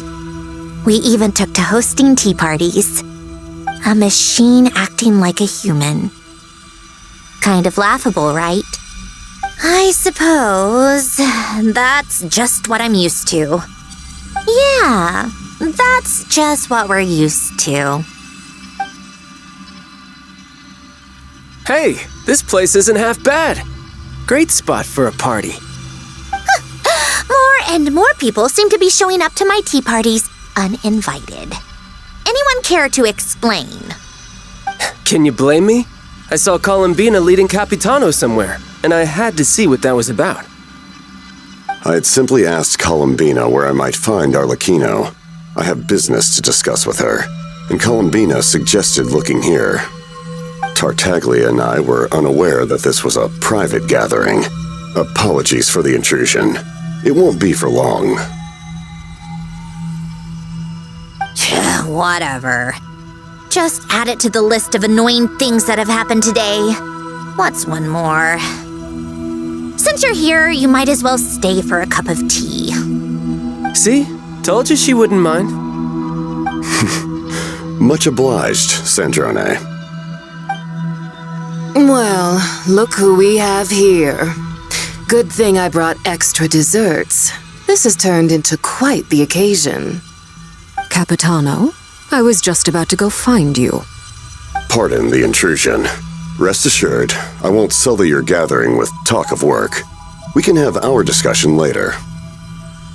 Spoken like a true gentleman. A certain unmannered 11th seat could learn a thing or two. You know, you really should start being nicer to me, Rosaline. Or I might just snatch that 8th seat right out from under you. I'd like to see you try. If you're gonna fight, take it outside. The only mess I plan on cleaning up is tea-related. I still don't understand how our quiet afternoon turned into such a crowded gathering. One by one, people just kept barging in. And then, one by one, they left without a word. Yeah, pretty annoying, huh?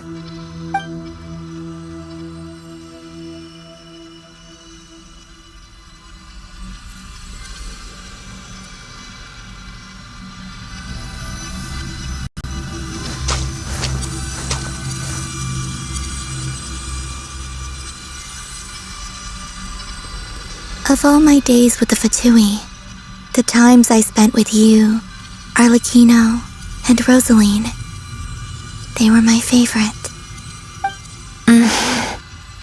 Goodbye, Sandrone.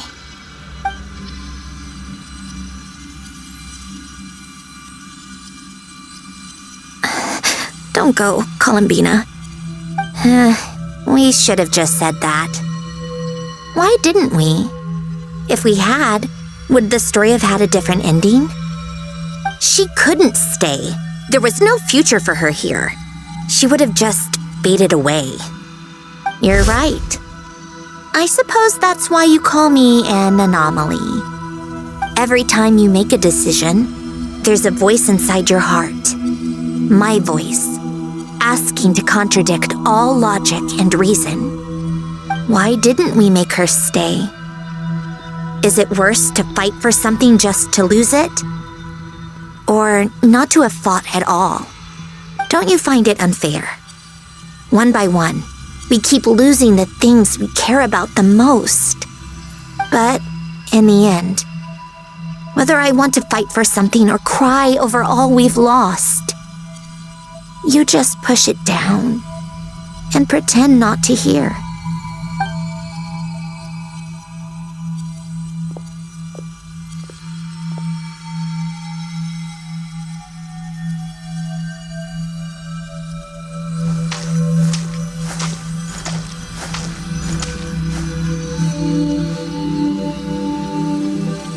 And now, even Polonia, the other half of Elend's legacy, the last remaining member of our family, even Polonia is no longer with us.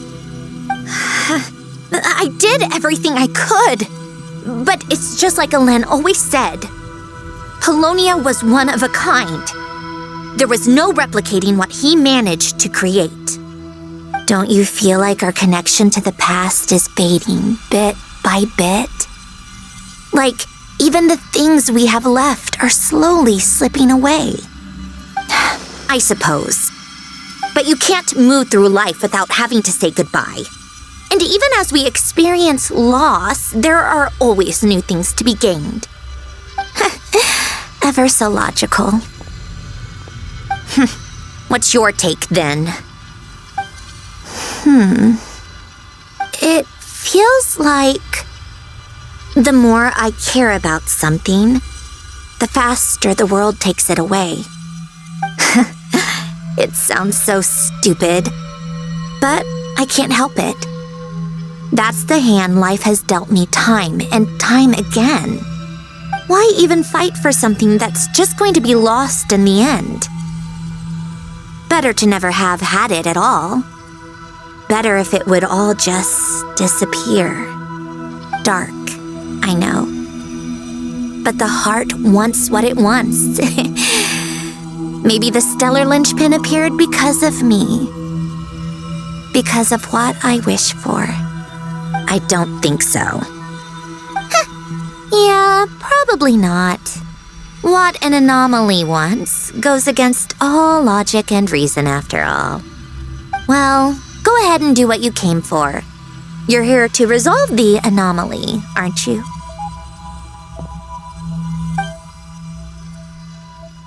Yes. What's it gonna be? Keeping me imprisoned here like before? Or eliminating me entirely, like debugging a code? That might actually be a mercy. I don't care. I just don't want to experience the pain of loss ever again. Go ahead. I'm ready.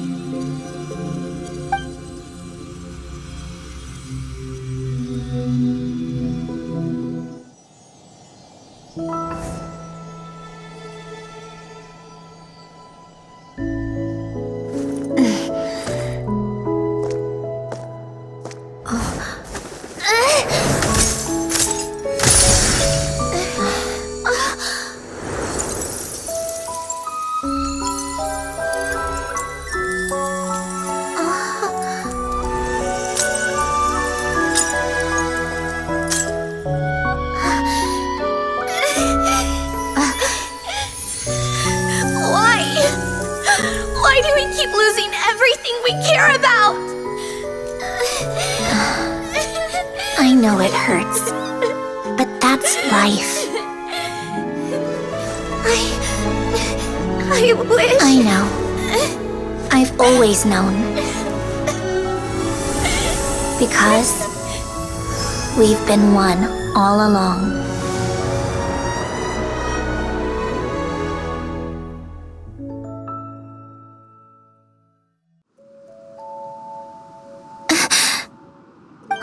Sandrone! I'm fine. It's okay to cry, you know. Cry?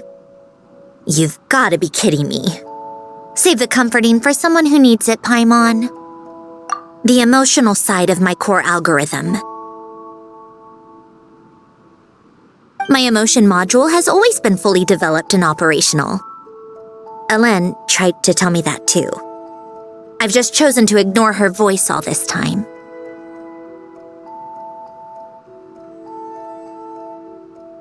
I suppose. Come to think of it, it's kind of like the aquarium on the ship. The aquarium? The old me took one look at it and saw something I would inevitably lose. So I stopped putting in the effort. Then, one by one, the fish all swam away, and the place became even more bleak and depressing. Pretty pathetic, right? Don't say that! A lot of people would feel the same. It just shows how much you care about what you have. Now? After seeing what you've done with the aquarium, I have to admit, I think it's beautiful. It's like you said, we get to keep the things we gain along the way. And those are things that can never be replaced, because we choose to hold them in our hearts. Well said! Besides, I've already died once. I'd be stupid not to make the most of this second chance. Right! Earlier you, or your inner self, mentioned something about her wish. What was it? You think that's something you can just ask, and I'll tell you. Think again. I may have accepted my emotional self, but I'm not about to go all soft and mushy on the inside and pour my heart out.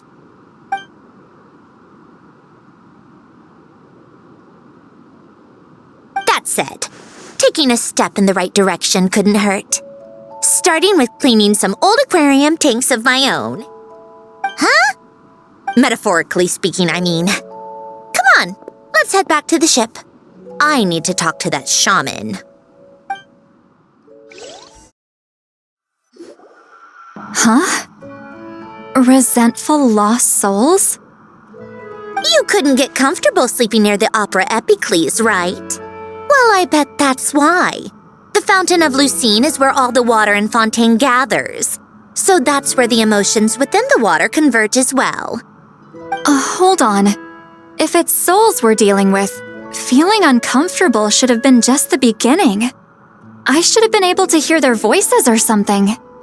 And under normal circumstances, I'm sure someone of your talents would have. The problem is, these souls are no longer complete. Remind me how they ended up like that again?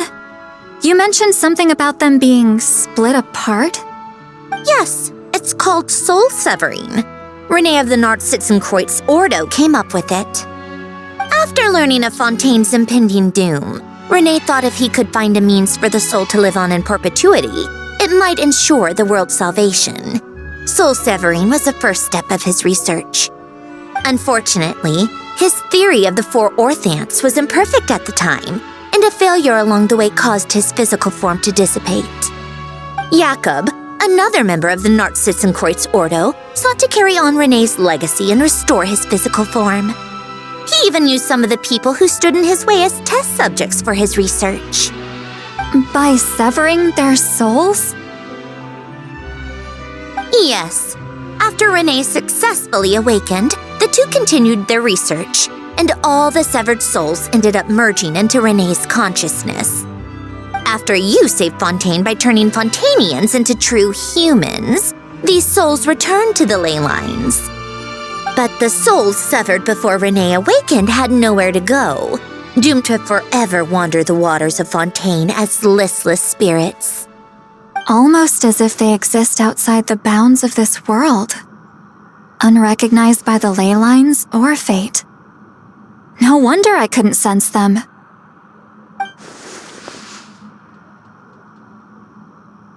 Not only that, but over time, they began to fuse with other entities.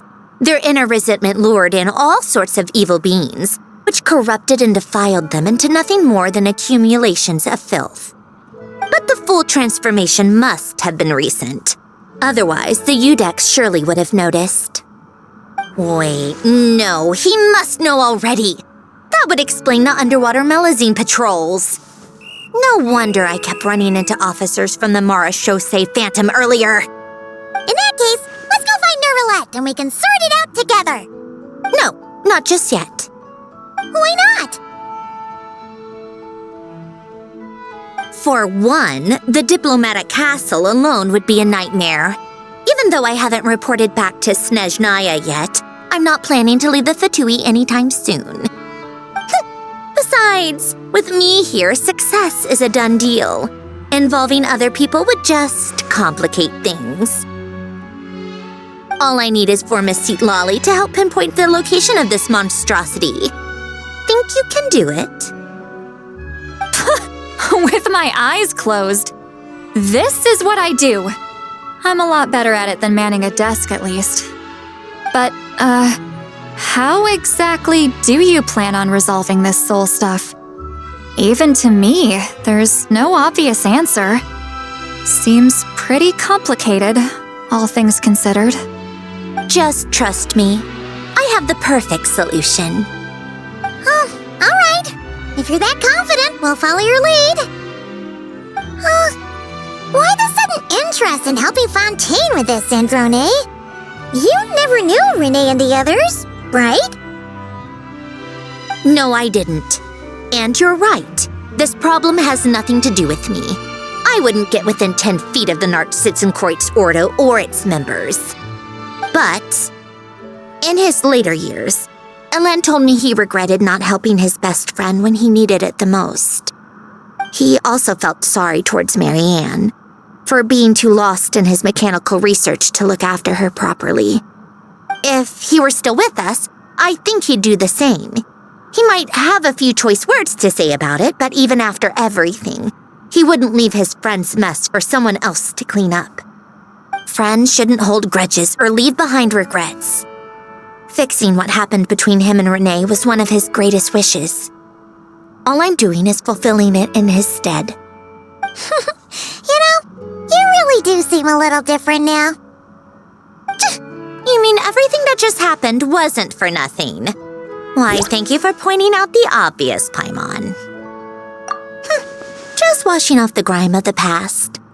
Turns out, a lot can build up after being ignored for so long.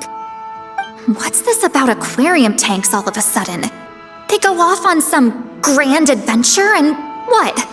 Now they have their own private code? Stupid.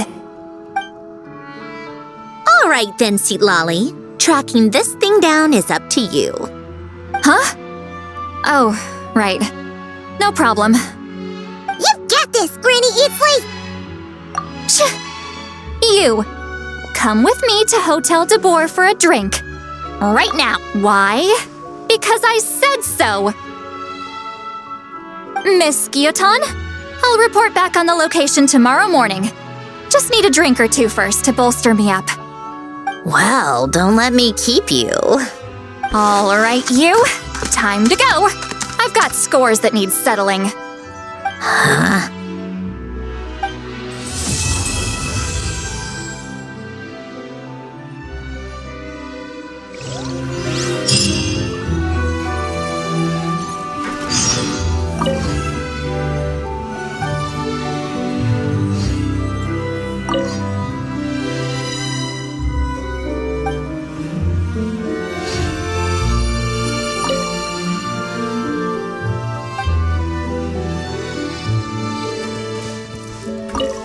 Listless, abandoned souls. An accumulation of resentment and filth. See, Lolly sure drank a lot last night, huh? Wonder if she's even awake. Good morning. Columbina! Oh, you sure know how to make an entrance. What are you doing here?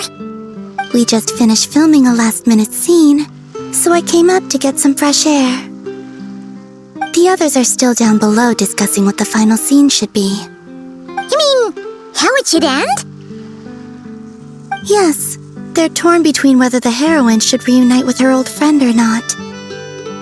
Ah, because the whole point is that she came to her friend's homeland to search for her, right? Oh, Paimon almost forgot the plot! Yes. Director Farina and Miss Chiori think a tragic ending where the two never meet would be more poignant. But Director Xavier thinks having the two reunite would make for a more touching and heartwarming ending. Me? I'm not sure. On a personal level, of course I want to see her again. Of course I want to experience that moment where we reunite. Even if it's just for the cameras. But that means an actor would have to take her place. And that makes me feel... Oh.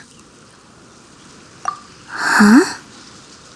Yeah, don't look so worried. Making a film is supposed to be fun.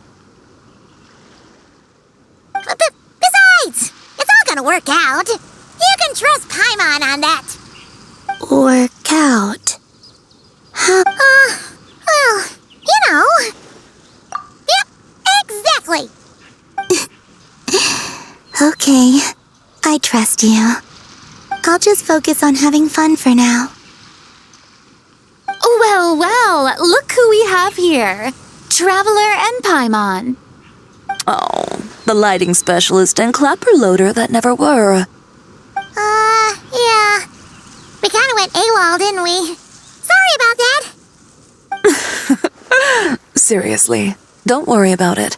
Everything's going smoothly on our end, so just do what you need to do. You seem to be in better spirits now, Miss Columbina. I apologize if our earlier discussion put you on the spot. It's okay, I'm fine now. The Traveler and Paimon talked me through it. So, what are your thoughts on the ending then? Should we... We should tie everything up in bows. Huh?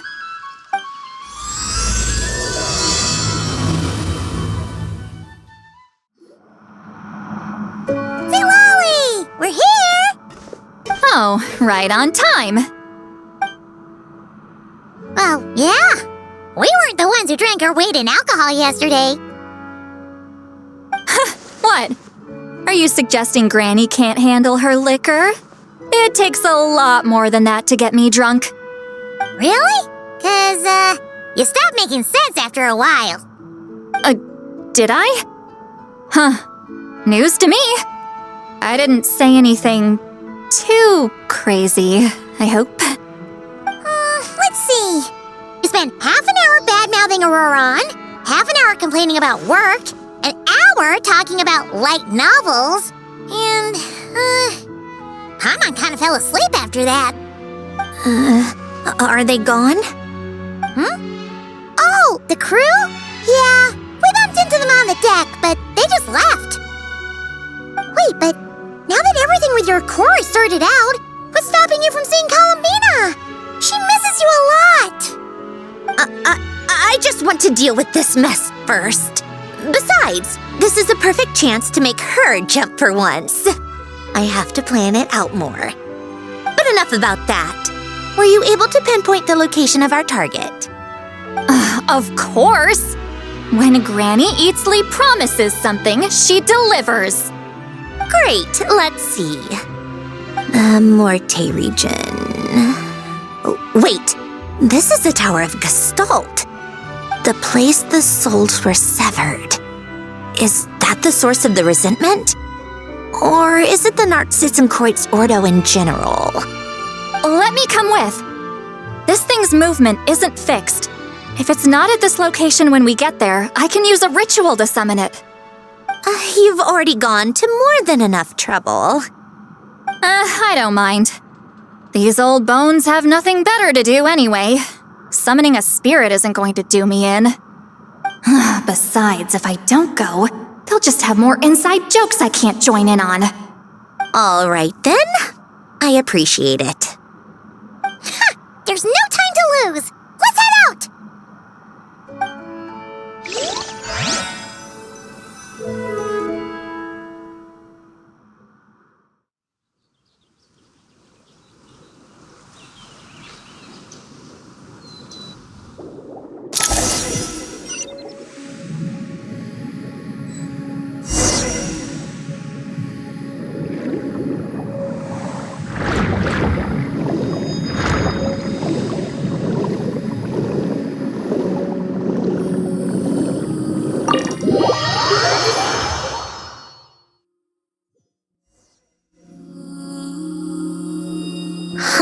No sign of it so far. Should I start the summoning ritual? Let's drain the water from this floor of the tower first. It'll make it easier to move around. Wait, we can do that? Of course. Alan and Renee both saw the future that awaited Fontaine and even shared a few methods for waterproofing buildings. The principle behind it is... not important. Just unlock the mechanisms in the order I tell you.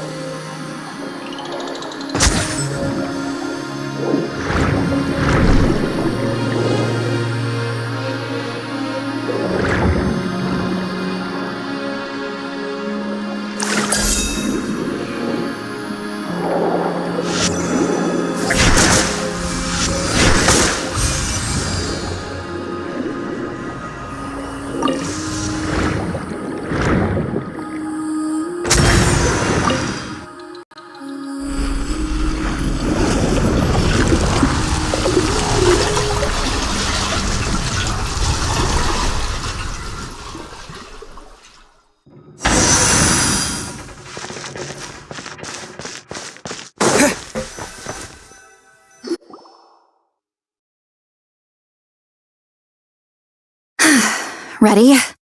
Yeah. When this thing appears, I'll try talking to the souls inside. But more than likely, they've already been driven to madness. If communication fails, we'll have a battle on our hands. In that case, Paimon better find a hiding spot. If a fight does break out, I should be the one to deliver the final blow. Trust me on that. Understood. All right, I need quiet. Wandering spirits, drifting along the tides, hear me now.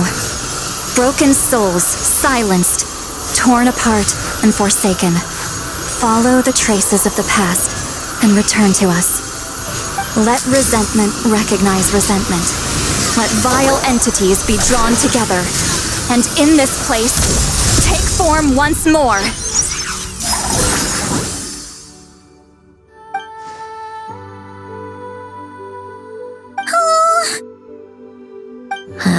What now? Is that it? This is exactly why I deal in math, not magic. How are we supposed to know what stage the spell is at? It's like there's no logic to speak of. Mechanical science is so much easier to... Watch out!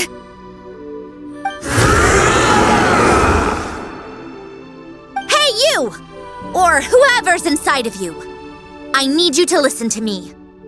I'm a descendant of Fontaine's Lord Artificer, Alain Guillotin. I can make you whole again and return you to the ley lines. You just need to work with me here. Sandrone!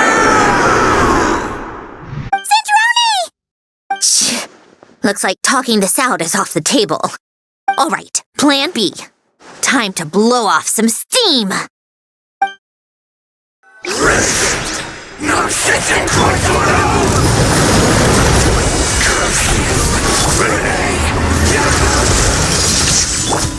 You're cursing out the wrong person!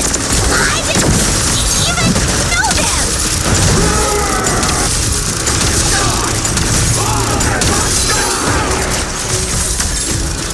Most of them already did, but you still have a chance to return to the ley lines and reunite with your family!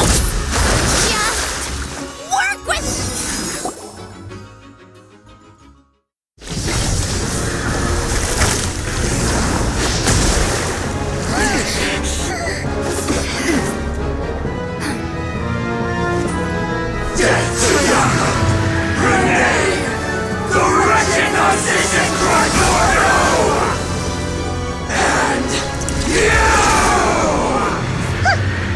I told you I'm not like them.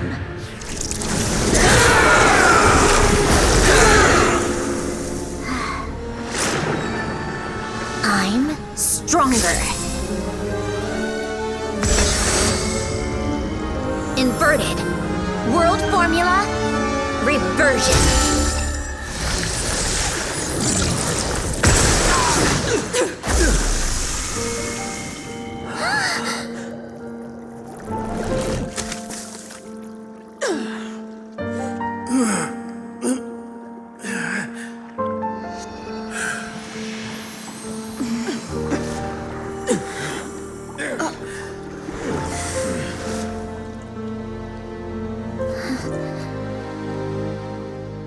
Be at peace among the tides.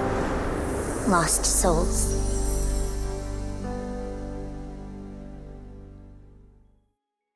Is it over? Yep, told you it'd be a piece of cake. How did you do that back there? That creature was nothing special. Add a bunch of souls with nowhere to go, a touch of malicious energy, a few impurities, and a whole lot of resentment. And all I did was separate the original souls from the rest of the filth, allowing them to be accepted by the current rules of the world. The principle behind the world formula is divergence. Starting from a point of origin, it deconstructs and reconstructs the possibilities of the world to find certain answers. So, it would follow that reverse calculating the world formula allows us to achieve convergence and restoration instead. Using a numerological array, I was able to do just that. It's similar to the concept of homological reduction in mathematics. I reduced them to the basic fundamental essence of their being without changing their underlying nature.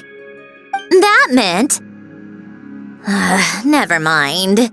Judging by all the blank stares, I'm guessing you don't actually care. I think I finally understand how Outlanders feel when I ramble on about shaman stuff. Point is, it was super impressive! You really are amazing, Sandrone! You're just realizing that now? Ahem. Enough about that. We should get going. I'll go reset the mechanisms inside the tower. See you back on land. Well, that's one old mess for the books. Glad to have that over and done with. Feels nice to do a good deed every once in a while. You helped everyone out a bunch and not cry, too. Kinda seems like you're just a good person at heart. I wouldn't be so sure. I'll be heading back to the VIII soon enough. You two are too trusting sometimes. Fine. Just don't say I didn't warn you when it comes back to bite you. Well, where to next? Back to the ship? Yeah, your personal business, the Narcissenkreuz thing, it's all resolved. That means you can see the people that need seeing now, right, Sandrone? Everyone's gonna be so happy you're back! You wouldn't catch me dead admitting to this before, but... yeah, I really have missed everyone. Columbina's a special case, though. This time, I'm definitely getting her back for all her annoying antics over the years.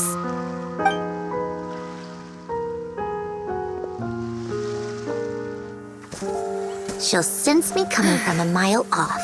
How am I gonna...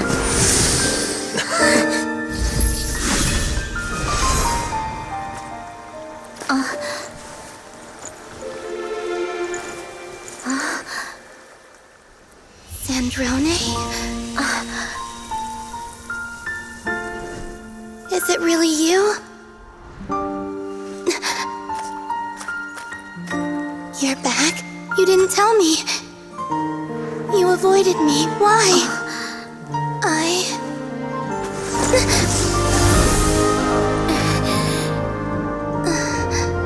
Sandrone. Now we're even. I missed you so much. That makes one of us, idiot. I'm here, Columbina.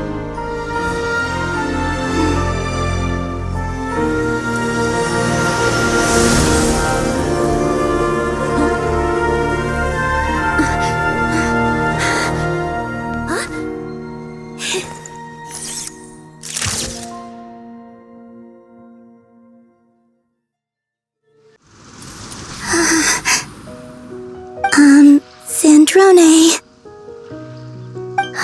Don't ruin the moment. Or I'll start thinking about how you teleported me to a random location after I explicitly told you to stop doing that. And scene! Bravo! Bravo! We got it! This is exactly the ending I was hoping for. Huh? Where did you just go, Miss Columbina? You vanished, and then the next second you were back hugging this, new friend here. That was all on camera? Yeah. Well, the camera was already rolling, and it happened so fast, so... yeah. Hold on. This must be... Yep, my best friend. The one I was looking for. I never thought I'd actually get to see her again. I'm just... so happy. Plus, the film got a happy ending too. It's all thanks to you, Sandrone. Sandrone? You couldn't stop being annoying for 1 second! Columbina!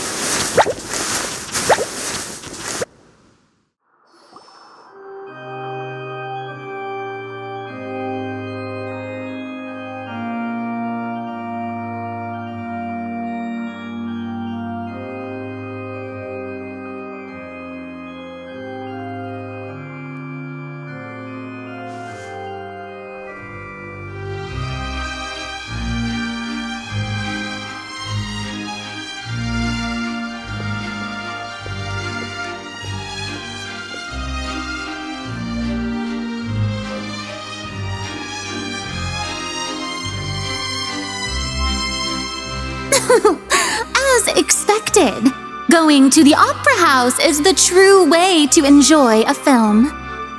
You get to see the audience's reaction in real time, too. The ending seemed to be received quite well. I can't believe you let us include that in the final cut, Sandrone! You even agreed to help us reshoot a couple of shots. Thanks a million. Most of it was caught on camera already, so it's not like I had much of a choice. Besides, the film I'm in is going to be anything less than perfect. What are you laughing at? Nothing. It was just interesting to see us on screen together. I'm glad this moment is going to be preserved forever. Just a pity we didn't take home the Farina Award this time around. Well, artistic films can rarely compete with commercial ones. You should have prepared yourself for this the minute you changed the script. True. Oh, did I hear someone mention the Farina Award? Come on, don't gloat. I won't. Our crew winning the Farina Award was a team effort after all. Costume design, script adaptation. Ooh, and the practical effects were so realistic. The flames and explosions even made me jump while we were filming. A lot of the effects were based on actual items the Special Patrol confiscated from criminals. Who knew they'd serve another purpose, right? But it turned out amazing! Really brought the thrilling scenes from the novel to life. Fontaine's film industry is seriously impressive. Which film did you vote for, Silali? Isn't it obvious? Great Detective Herlock, of course! That's the whole reason I'm here! You all should be proud, though. A lot of critics are saying really good things about your film, too. Longing and loss, searching for something even after it's gone. It's a film that makes you think about life and how important it is to explore those themes. Well, that is what the art of storytelling is for. Watching a film with friends is so much fun! There's so much to talk about! Ooh, let's throw a celebration later then! We're all old friends! Oh, we could find a place and chat to our heart's content! How about the Wingalette? That's perfect! Friends and family are more than welcome too. So if you want to bring people, don't be shy. You all can head over first and make yourselves at home. I'll bring over some refreshments in a bit. I just have one more stop to make first. Can I come? Fine. Not like you'd listen if I tried to stop you.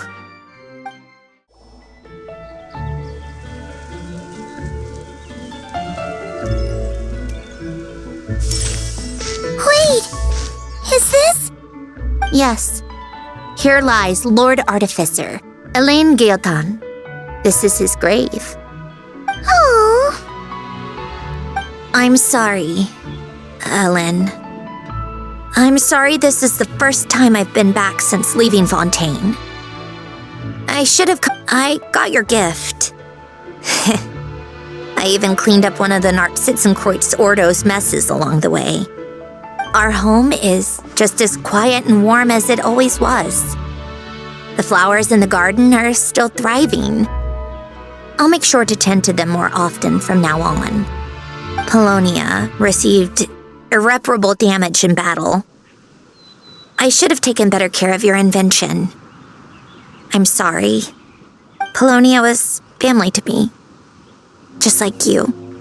You always said I was a fast learner. But I'm not so sure. It took me far too long to learn the things that truly matter. I never said this to you back then, but thank you for creating me. For giving me the chance to experience life. Being your family meant everything to me. Absolutely everything. Can I say a few words as well, Sandrone? Don't need my permission. Hello, Mr. Guillotin. I'm Sandrone's friend. You don't need to worry. Sandrone is doing great. Not only is she a brilliant scholar, she's made a whole bunch of friends, too. And she takes great care of them. As if. She'll never admit it, but she's always there when her friends need it the most. I wouldn't even be here without her. So, if she ever needs help, her friends will be there in a heartbeat, including me. That's what best friends are for. Columbina. What else? Oh, she likes drinking bitter coffee, listening to piano music when she can't sleep. Turns out she even likes giving hugs. No, wait! Don't tell him all that! Huh? I don't understand. I didn't think you'd want to hide things from him. Well, yeah, but there are still things I don't want to say. Okay. I'll come by myself and tell him for you then. That's not what I meant. All right. Enough with the speeches. If no one has anything else to add, let's just leave it there. Should we say a few words too? Kinda seems like Columbina said it all. Oh, great idea!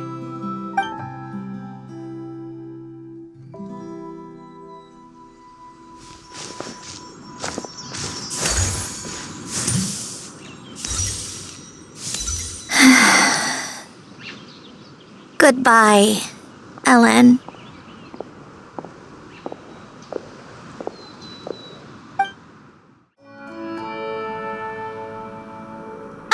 You made it! The party's already started. Oh, but, you didn't bring anyone else along? I thought you headed out to invite some friends. We did invite a friend, actually. She'll be here soon. She's even bringing some desserts to have over tea. You should join us later, Miss Farina. I do love a tea party. Then don't mind if I do. This seems like a fun occasion. Let's go talk with everyone. Good idea! We'll introduce you to all our old friends.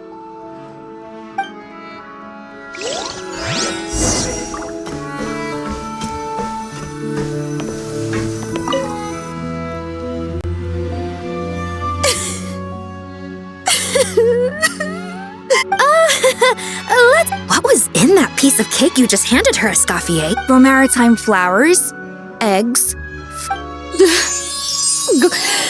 Miss Lapine Pauline, look who I brought! Master! Wait, what happened? Things are sounding lively over here. Oh, look who it is! Perfect timing!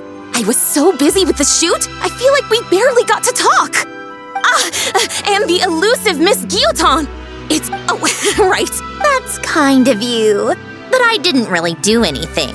If you want to thank someone, it should be the Duke or the people who keep the boat in such good shape. Right. I'll head over in a bit and do just that. Miss Columbina? Yes? Could I interview you sometime? I'll treat you to some gâteau de bord for the trouble. There's only a limited amount available each day. Oh, but it's an absolute must-try when you're in Fontaine. Oh, sure. Bold of you to use my own cake as a bribe right in front of me. You know what? When else are we all going to be together like this? Come on, everyone! Grab your drinks!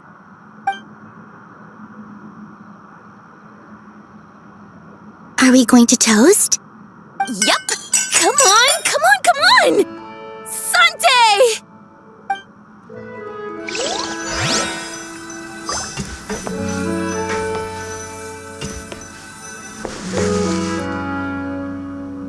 Granny Eatsley, you're really not going to let us borrow these cute little stuffed toys for our magic show? First of all, Seat Lalin and Eats Papa are Chi-Chi meal. They have inauspicious stars sealed within them, and they're my helpers, not toys. But the Grin Malkin Cat and Boggle Cat box are Linny and Lynette's helpers, and they still make good partners on stage. Agreed. We've never had a Chi-Chi meal pop out of our hats before. It would be quite the surprise. I think the audience would love it. If this was the Masters of the Night Wind, these kids wouldn't have even had the guts to say my name, let alone pester me like this. I'm terrible at dealing with requests like this. Oh, Traveler, quick, save me! You think you're so funny. Lady Sandrone, Lady Columbina. Hello. Don't look at me like that. I don't have any mechanisms for you to break. Don't be fooled by my sister's demeanor, Lady Sandrone. She's just as delighted as the rest of us to have you back. Well, I suppose when I'm not so busy, I could find some time when Arlecchino is around and bring over a few gifts to the House of the Hearth. You're too kind, Lady Sandrone. I'm sure just your visit alone would make Father more than happy. I just need to borrow them for a bit. I'll pull them out of my hat, Give them a quick hug, then give them straight back. When did hugging become a part of it? Oh! I could lend you Pear, so you have something to hug in the meantime. He gives really good hugs. I don't need something to hug in the meantime. The issue was never the hugs. How about this? You can have 2 VIP tickets right next to each other. Excellent view. Right next to each other?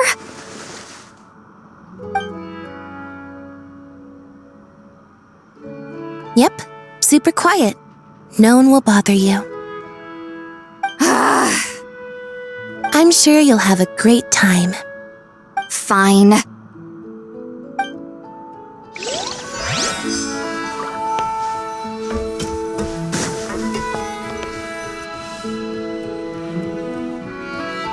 a second! Mr. Baptiste and Veronique! You're here! Friends of yours? Veronique is the prop manager for Musketeer Pictures, and Mr. Baptiste is the author of The 2 Musketeers. Yeah, former prop manager. Now, thanks to Duke Risley and Nurse Sejuin looking out for us. You make it sound like I'm giving you special treatment. I just think the method of justice you chose to pursue is one people can respect. You are far too modest, Your Grace. The only reason we were even able to come to the surface for the festival is because you fought for it. It's also just good for the physical and mental health of the prisoners in general. Anyway, I suppose I have you to thank for keeping the winglet in such good shape. I never knew she could look so striking. I didn't do anything special. It was mostly the Traveler and the others. Don't sell yourself short, Miss Guillotin. You are the current captain, after all. In light of that, I have to ask. Do you mind if I leave up some of the installations so the people back at the fortress can also enjoy the aquarium? Huh? Like I said before, I just think it would be good for the inmates who clean and maintain the winglet to see their work put to good use. Besides, maintaining an aquarium is sure to be a lot more interesting than scrubbing rust off the walls and deck. Of course I don't mind. I'm grateful you even want to keep it. Great. Then it's decided. That's amazing, Sandrone. We should go hang out at the Fortress of Meripede later, then. You do know you just invited me to hang out in prison, don't you?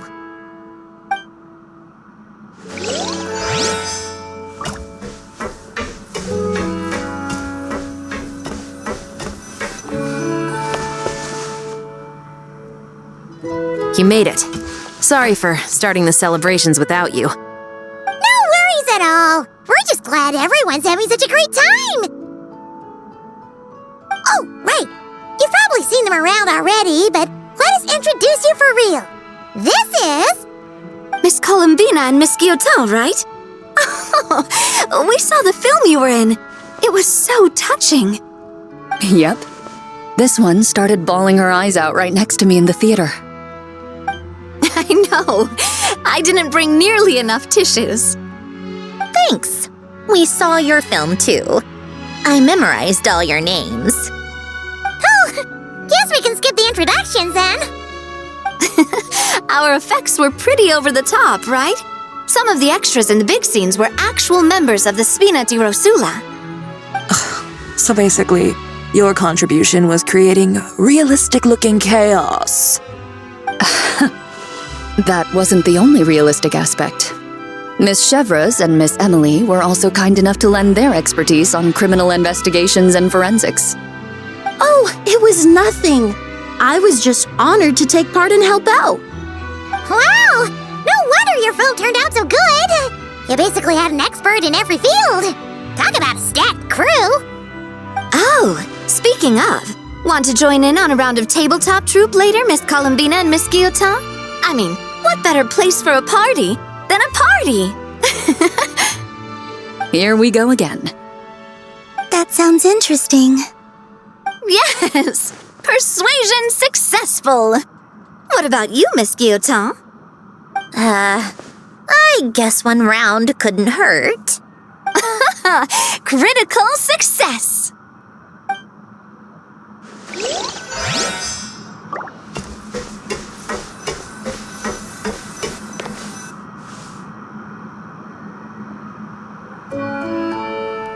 Nervalette! You came to the celebration too! Yes. I can only hope my presence does not make anyone ill at ease.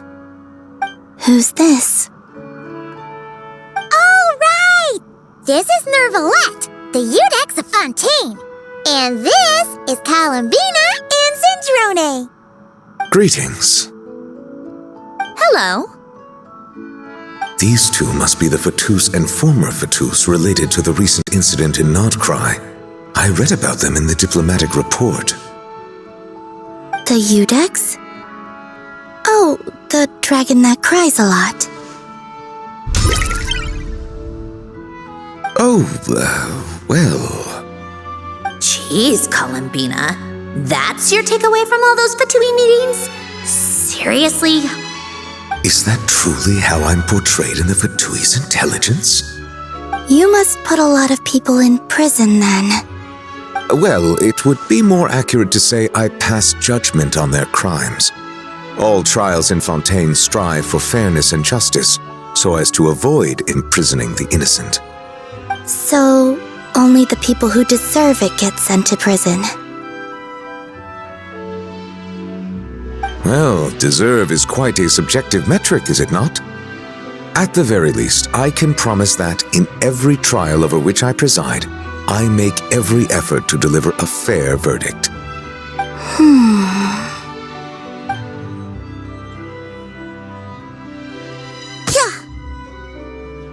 Oh, for the love of... what is she doing now? You seem like a good dragon. Not the kind that throws people in prison for no reason. I think we can get along just fine. Thank you? Then she punched me because... Oh, sorry, Nervalette. She thinks that's a sign of friendship. Where does she even pick up weird habits like that? Ah, I see. I believe I have observed people on the streets of Fontaine expressing affection in a similar manner. I suppose I now know what it feels like. Yes, quite, abrupt. You know, these two are surprisingly alike. Oh, looks like Arlecchino's here. Come on, Columbina. Let's go have ourselves a tea party.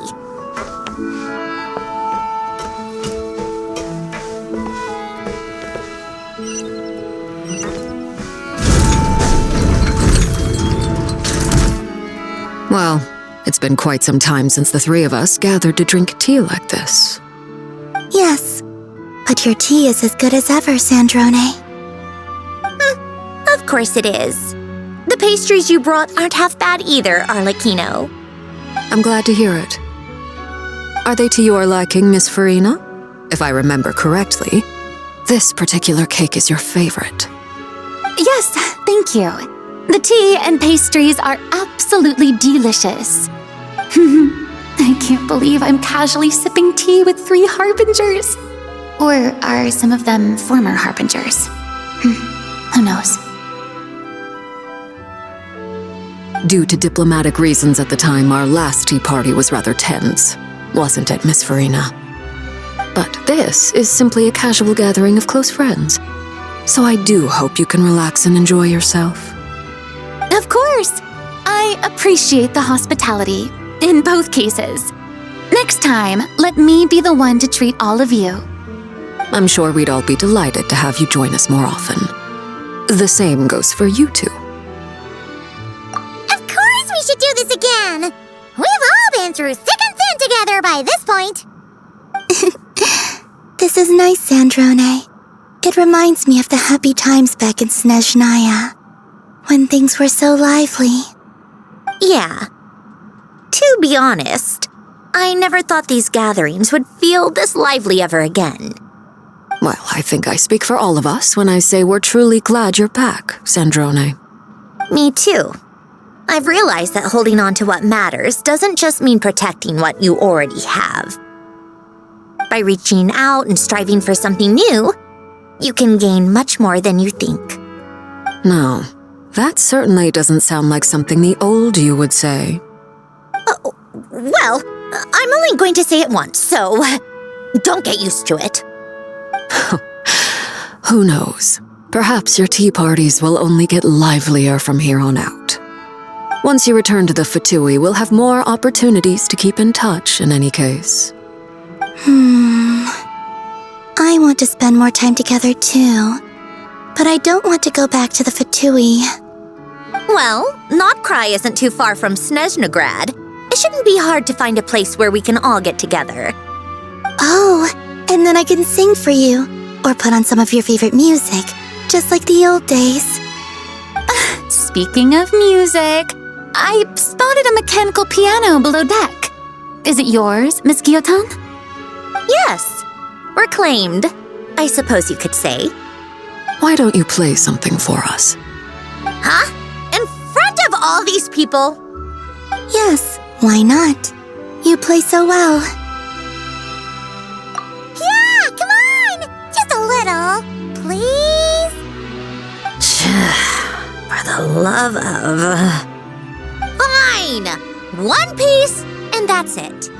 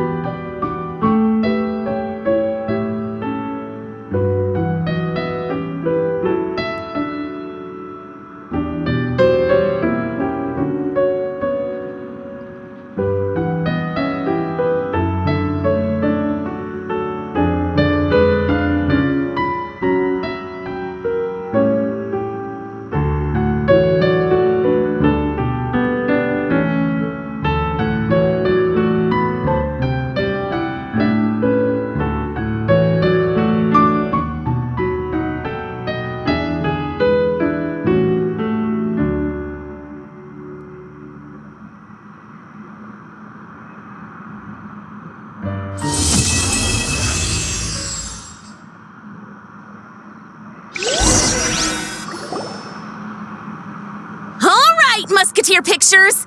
Everyone ready? I'm not sure I should be in this one. Of course you should. You might have primarily helped out another crew this time, but you're still a member of Musketeer Pictures. All right, thanks. I'll still stand a bit off to the side, though. Can I be in the picture too? Of course, Miss Veronique. Thank you. Do I really have to be front and center? You're one of the lead actors! Of course you do! Nervous, Sandrone? No! All right, look at the camera! And 3, 2, 1... Musketeer Pictures!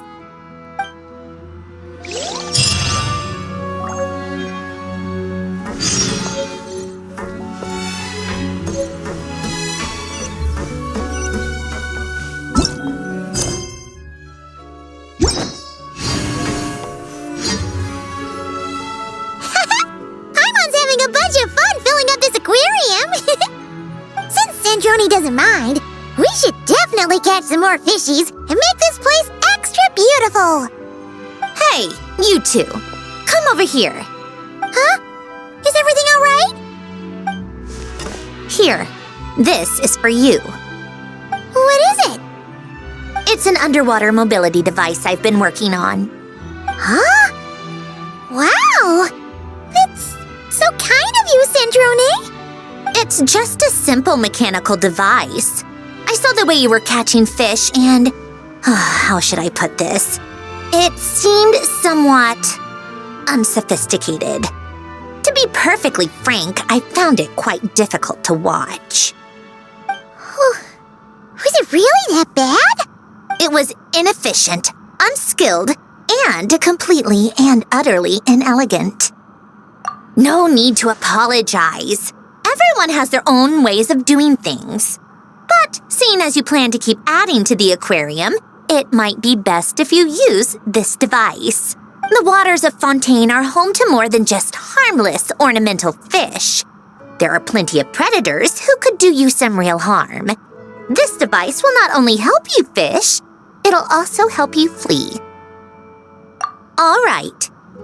Oh, and if you're going for a swim, go now. And don't forget to tell me what you think of the device. I can always make more adjustments if you have any feedback.